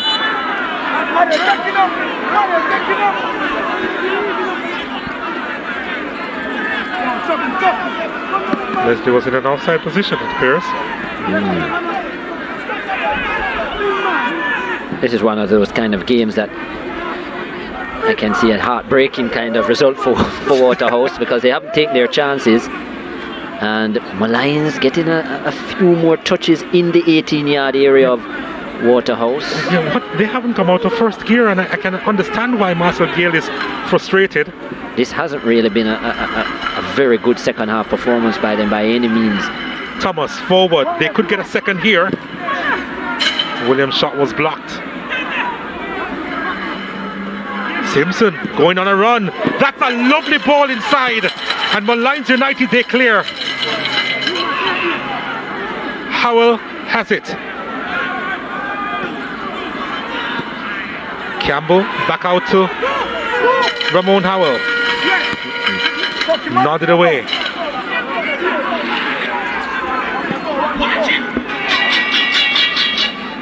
Nicholas Nelson drawing out Elvis Wilson to the halfway line. Was so casual about it too, Nicholas Nelson.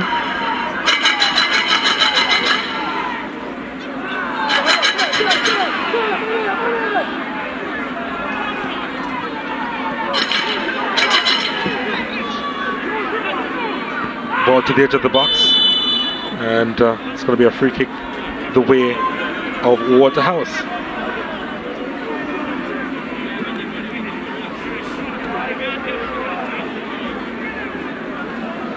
It may be difficult for you to choose the player of the match, right?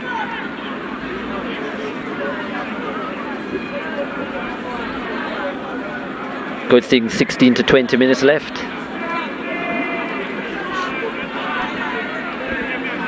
Anything can happen in this game.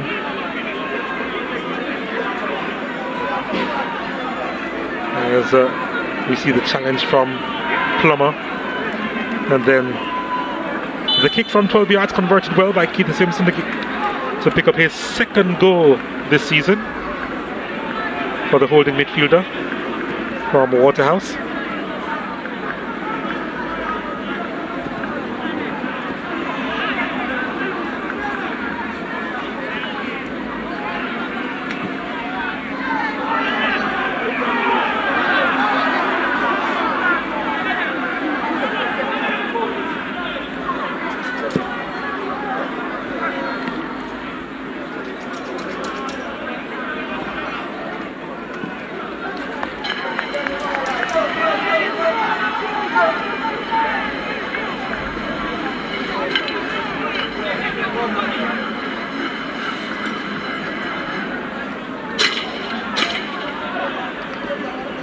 Mitchell has kept it in, trying to get by Thomas. Ricardo Thomas does really well, but Mitchell does even better. Aldridge couldn't quite gather. Almost went through. Plummer was in the way.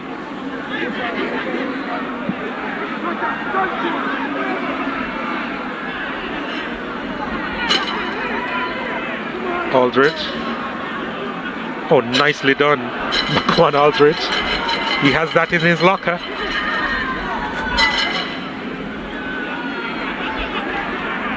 Nelson.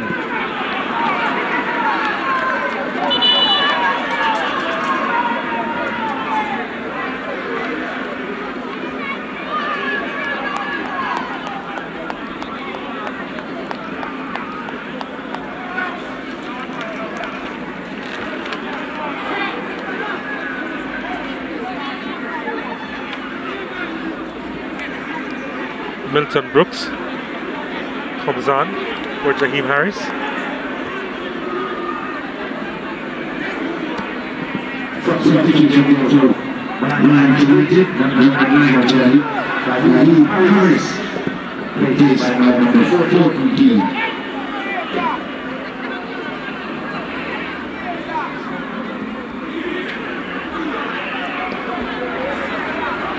Aldridge out wide.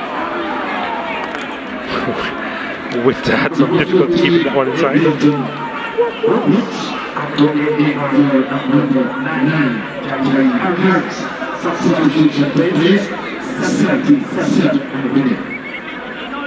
Here's Benbow.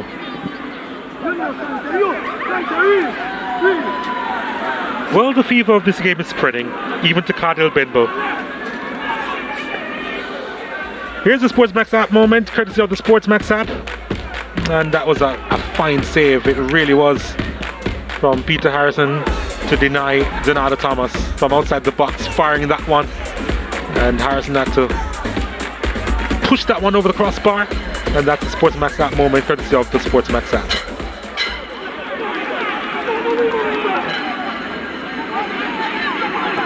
Molynes United still looking for that equalizer. Nelson. Nicholas Nelson.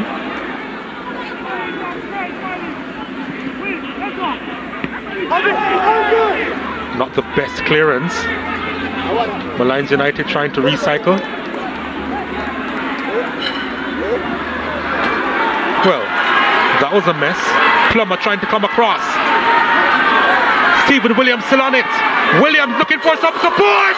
Oh, Cardell Benbow puts it over the top.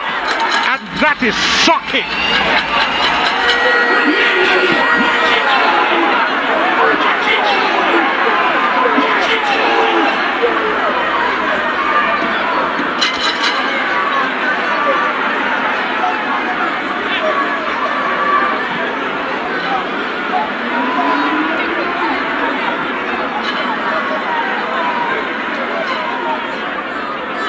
Will that miss haunt them?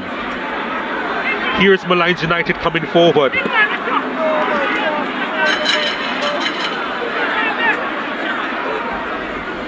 Great chance for Cardell Benbow to get into double figures on the season. Good persistence by Stephen Williams, who played provider last week for Cardell Benbow. And it was a good pass by him yet again. I think the bounce just in front of Benbow threw him off.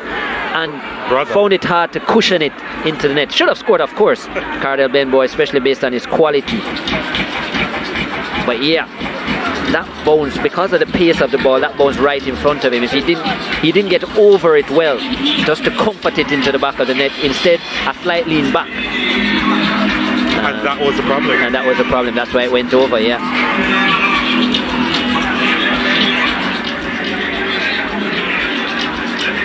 Should have known that though. There was nothing to fool him about the ball. It was a straight horizontal pass from Williams. But yeah, that's a big miss.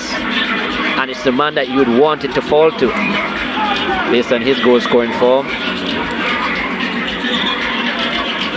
You know, I remember George Davis making a comment earlier this season about Cardell Benbow, and he used the term and said that he's a player that likes to be loved, Benbow, which is why I reckon he didn't necessarily was comfortable at Mount Pleasant, decided to come home. All of a sudden we see him not in the starting lineup, and a big chance goes his way now and he misses. Really and truly, him desiring to be loved is so much a part of his football game, probably. Yeah. Definitely a confidence player as well. Yep. Benbow, I don't think anything would be wrong with his confidence though. 2 braces so far this season, scored a brace last week. So, in terms of goal scoring ability, no problems for him. But I get what you're saying about the love. Yeah, they're a bit upset with that miss as well, Waterhouse fans. Sulking a bit. Both goalkeepers needed a little bit of treatment. Now it's Harrison's turn. I suggest that his team needs to get on with it, and soon. Not a lot of time remaining in this one.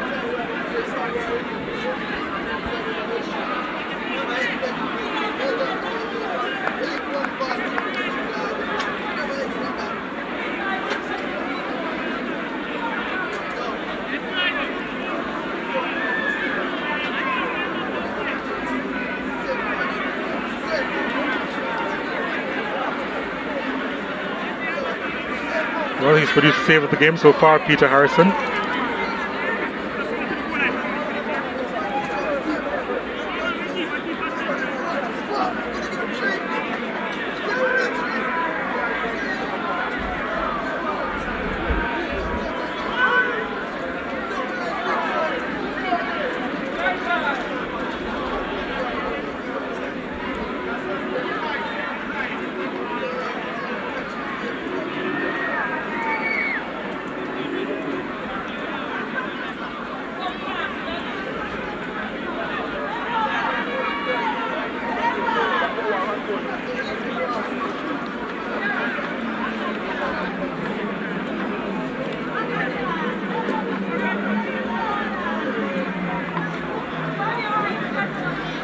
Well, it seems as if the game is about to be restarted after both goalkeepers receive some attention. Quite a few minutes will be added for stoppages, I suggest, Chris Taylor.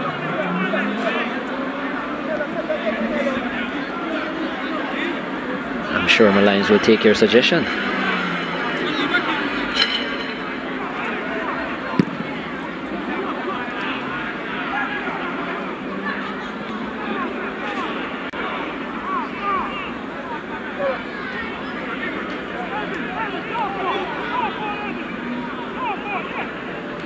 Nicholas Nelson.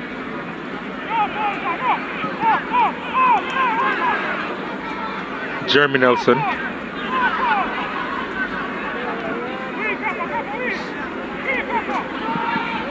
Trying to chip that one inside. They're appealing for a handball here. Campbell goes long. Nice first touch. He's barreling his way through, then sends it out wide. Bradford cutting inside. Shaquille Bradford. Bradford, the save. It's Benbow. Oh, it's blocked.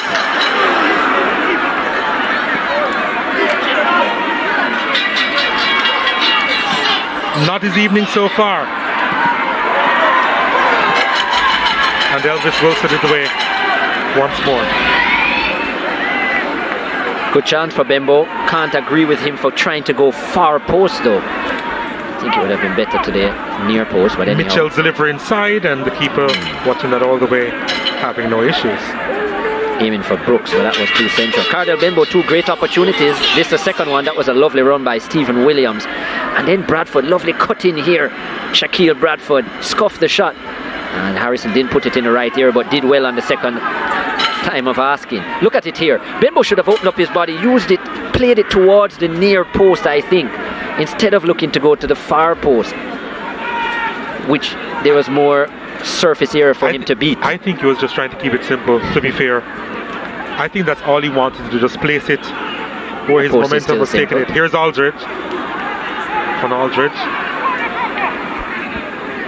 Tyrese Winter now.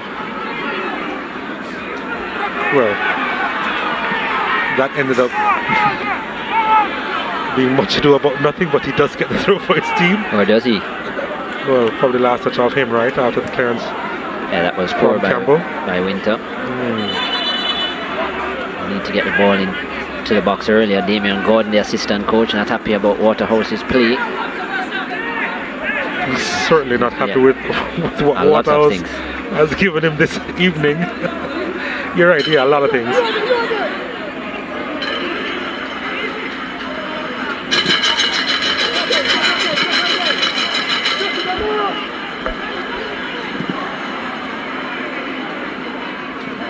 Benbow.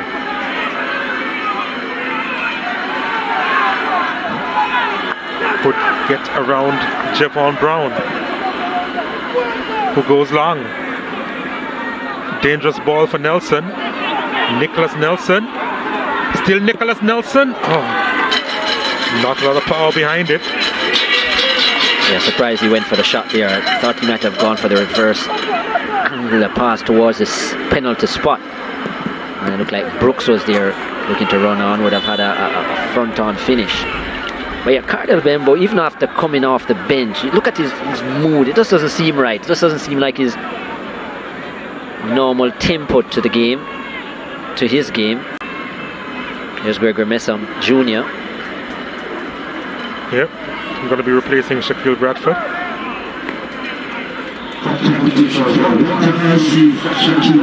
More of a wide player, Gregory Messam. Shaquille Bradford, a definite striker, number 9 position. So not sure who will go into that post, or if they'll just play with a false 9 kind of setup.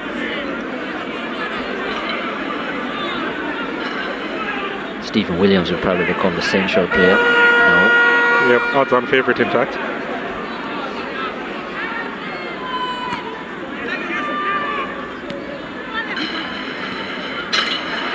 Here's Benbow again. Thomas. Wonderful ball inside. Oh my goodness. What a first touch that would have been. Yep. Messam Jr. didn't quite get the touch he wanted. Ricardo Thomas. Another delivery. And the boot in the way. Damian Thomas in the right place at the right time.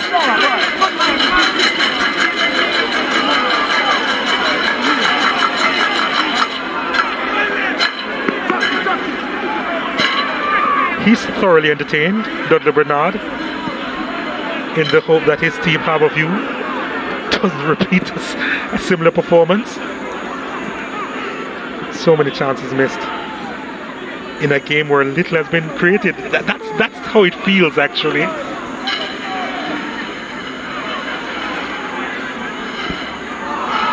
Here's the ball out wide again to Ricardo Thomas. Oh, wow. Well, he did do it twice before. Well, there hasn't been much to see for either team. Waterhouse in the lead here. Ricardo Thomas quite inconsistent with his deliveries today, yet again. The one man that has been excellent is Elvis Wilson. Yeah. Here they are defending again, and that one is over the top. Yeah, I mean, you know, you'd have to give it to a defender, right? Picked up a yellow card, but he's been solid as ever. These, as I said, the last 4 games or so for Waterhouse, he's gone from strength to strength there, number 24. And He's the main reason why they kept a clean sheet last week as well, and they look like they're heading to a second clean sheet in a row. 5 minutes of stoppages to be played. Minimum 5 minutes to be added to the second half. Minimum 5 minutes added to the second half. There is Elvis. Still going through the wars. A bit out of his regular position. But yeah, he's been given the tough job of Nicholas Nelson today, and he's done it well. You can't remember Nicholas really getting any out-and-out chances. He's followed him. If Nelson has gone to the half line, he's been there, Wilson. We actually have literally seen that. Yeah.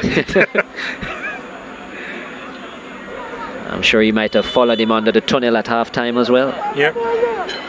Part of the team meeting too. Yeah, he's been a standout.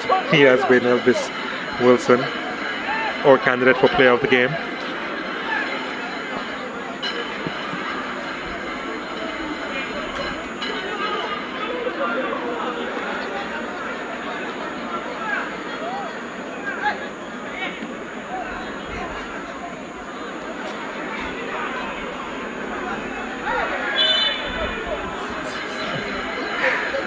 Plummer was being slick. At least was trying to be.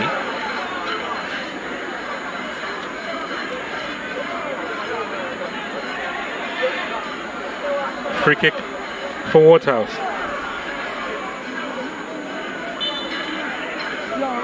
Waterhouse, they need one of his special deliveries. That wasn't special. Nelson. Cock ain't doing enough.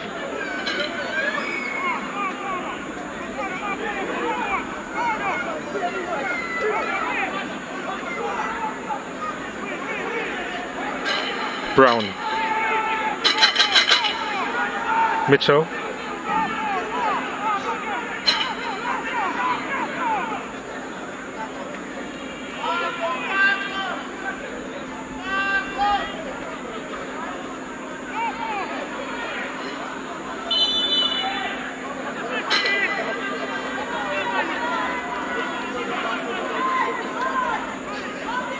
Probably a wayward hand there from Maquan Aldridge. Ricardo Thomas.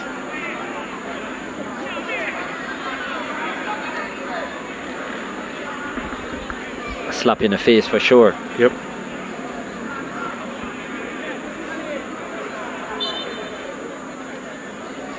Very physical presence from Maquan Aldridge. Though he's still a schoolboy, stands up well in the big man's game.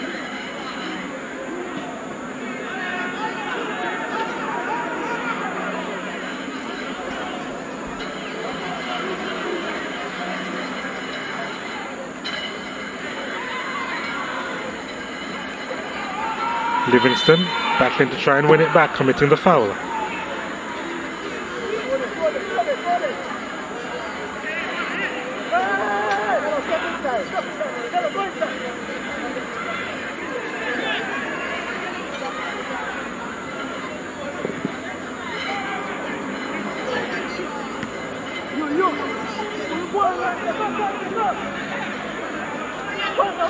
Jeremy Nelson.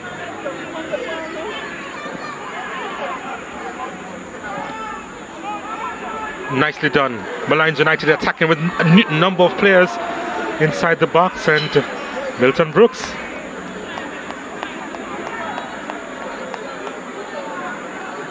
Header not quite timed there.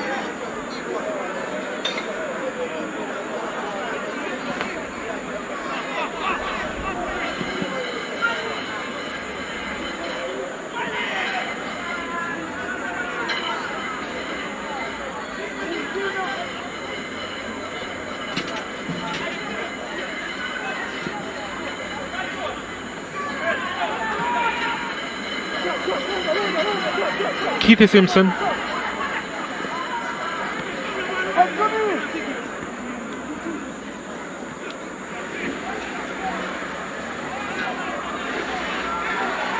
Oh, messed up Junior.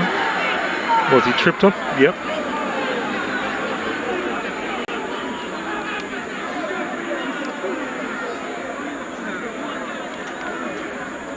His father, of course, will be really proud of his effort so far. Him trying to make the transition to the club level from the high school level, Brigham Young Junior.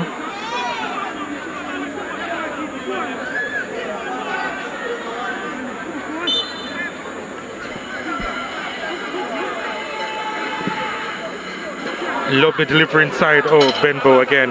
It's not going to be. It's not his night at all. Free header inside the box, and it was more defensive than anything else. Last chance saloon for Molynes United. Nelson on it.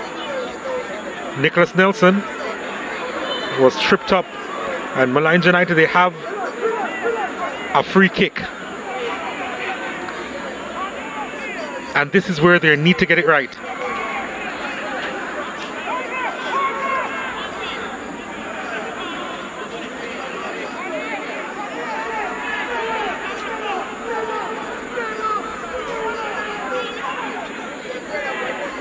They're sending their big players forward.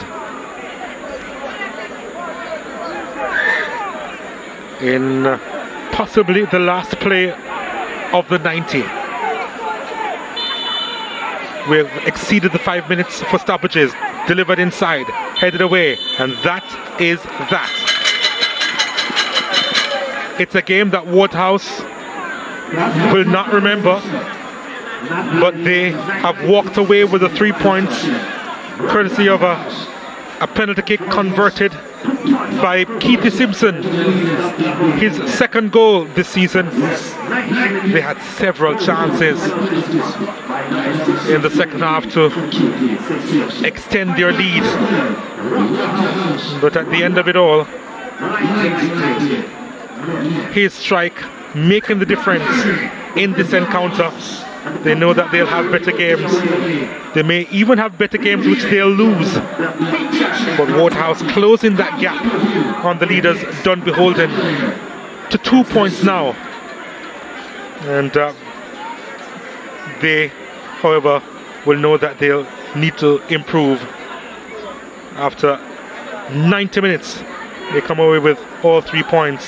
Waterhouse with a 1-0 victory over Molynes United.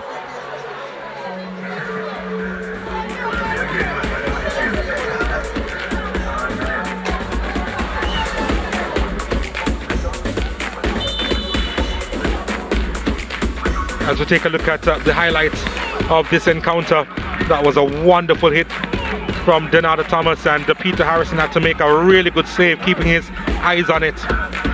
Then the corner kick inside to Shaquille Bradford. It was headed wide and eventually cleared. Then the penalty was given. So Plummer came in hard there, and Keithy Simpson converted well to the right of Peter Harrison. Of course, guessed the right way, but I couldn't do a lot with that.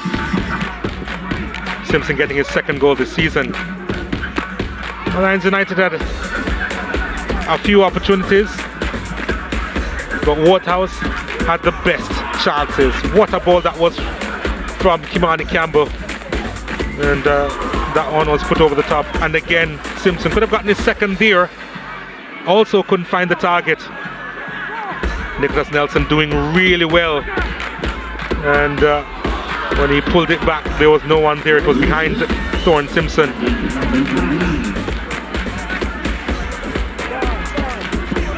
And this effort from way out, no issues. Simpson had a decent game, sending that one inside, was looking for a striker. Molynes United at the back doing enough. And there's Williams getting by Plummer. Williams on a platter to...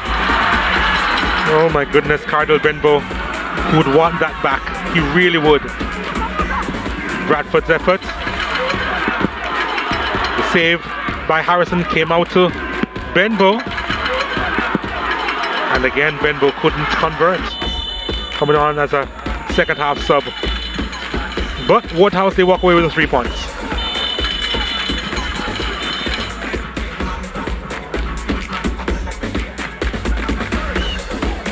Molynes United with 5 shots, Waterhouse with 3 more. They had 3 shots on target, one more than Molynes United. See the yellow cards being shown, 3-1.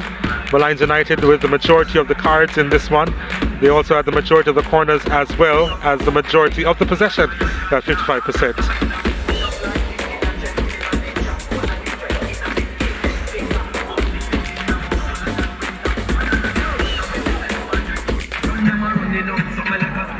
Elvis, 2 clean sheets for Waterhouse in a row. You had a big deal to do with them. How do you feel about your performance?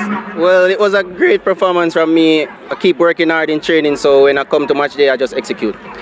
A bit of a slow start to the season for you, but you've been going from strength to strength, even more solid as the games have gone on, as extra match time worked in your favour. Yeah, each day I get better, so I just continue to work hard and just keep focused. And as a centre-back, I know you would appreciate good days, but these kind of tough matches, a 1-0 lead going right down to the wire, really test what you're made out of. Yeah, because we weren't playing our 100th game today, but we just have to stay strong, stay compact, and just keep the victory.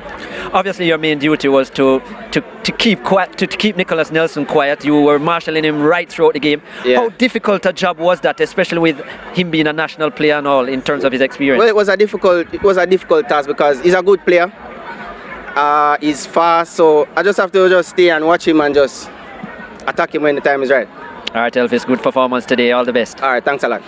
Elvis Wilson, they are our man of the match, centre back for Waterhouse, and a real solid performance. I'm now joined by Andre Daly, assistant coach for Molynes United. Andre, assess your performance. Didn't come out at the winning end yet again, but credible performance. Yes, definitely. The youngsters give it all they had, you know. They come out and they fight. You know, as I said before, it would have been a tough match for us because they're in the top half of the table while we were trying to reach, you know. So I guess, you know, we'll give a good account of ourselves today. This was a fixture last time out. You guys won by 2-0, and the start for you in that game was excellent. But today, very sluggish initially in the first, especially 15 minutes. Some wayward tackles, and then conceding a penalty. That must have been disappointing. Yeah, very much disappointed. And also in the referees as well, you know, they weren't consistent throughout the game. Okay, when you say not consistent, what do you think about the penalty? I don't think that was a penalty, honestly. All right, and Nicholas coming back into the starting lineup as well. His fitness, how do you think his game went? He had a very good game for us, you know. He's about 75% up to fitness, so he just continue to go back to the training ground and work hard. Coming into the second half, just a goal down, what would have been the instructions at half-time, and how would you have looked to change things somewhat? We started a youngster, Ricardo Matthews, and we have to pull him from the first half, you know, because he's not really up to par, you know, because it's a faster level than the Manning Cup for him. So second half we change it around, bring on Mr. Livingston, pull Torrance Simpson, you know, we get a lot of chances. Yeah, bringing on Makoan Aldridge as well, the schoolboy, another youngster who's getting an opportunity just like Jaheim Harris. Did you think he added something good in the midfield, more touches? Were you looking for some added creativity? What was the thought behind that change? Yes, and when we bring Makoan into the game, we were looking for more creativity and more forward passes, but I guess he was a bit nervous, you know, because when he get it, he keep playing the ball side to side and a few back passes. So I have to say, hey, get the ball up front. All right, Andre, keep working at it. We look forward to seeing Molynes next week. All right, thanks much. Andre Daly, the assistant coach of Molynes United. I'm now joined by the assistant from Waterhouse, Daniel Bent. Okay. Daniel, was this a better second half performance for Waterhouse? Because you had complained about that from previous games. Yes. What about today? I think we started out really well. Got a penalty, scored, but we could have scored more because we created so many chances, but we did not put them away. So at halftime, the halftime talk was basically to choose a moment, when to dribble, when to pass, when to finish. Talk to me about the tactic behind leaving Cardell Benbow on the bench. That was something that was a big eye-opener for us all. 9 goals, 3 assists on a season. What was happening there? Remember that we have a talented squad. So if, for instance, Cardell, our leading goal scorer, is rested, we have the quality that can replace him and give us the same amount of quality that he has when whoever plays, basically.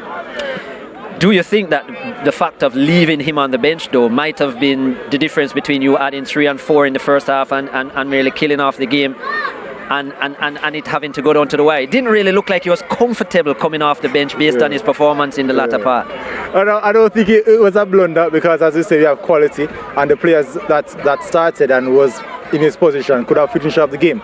So it was unfortunate that we didn't get scored the other chance that we created, but we are pleased with 3 points. Shaquille Bradford with his first start. Obviously, you've been working hard to try and get him up to match fitness. How would you assess his performance today? It was a good performance. Unfortunate that he didn't score, but all in all, he has been a wonderful player so far, and we are pleased with what he contributed to the game. All right, Daniel, you remain in second position, staying close to Dunbeholden. Yes. All the best. Yeah, thank you. So Waterhouse with a 1-0 win over Molynes United. Said before that it's probably a performance that they will not keep in their memory for a while, but they get the 3 points and they close the gap on Dunbeholden in the Jamaica Premier League.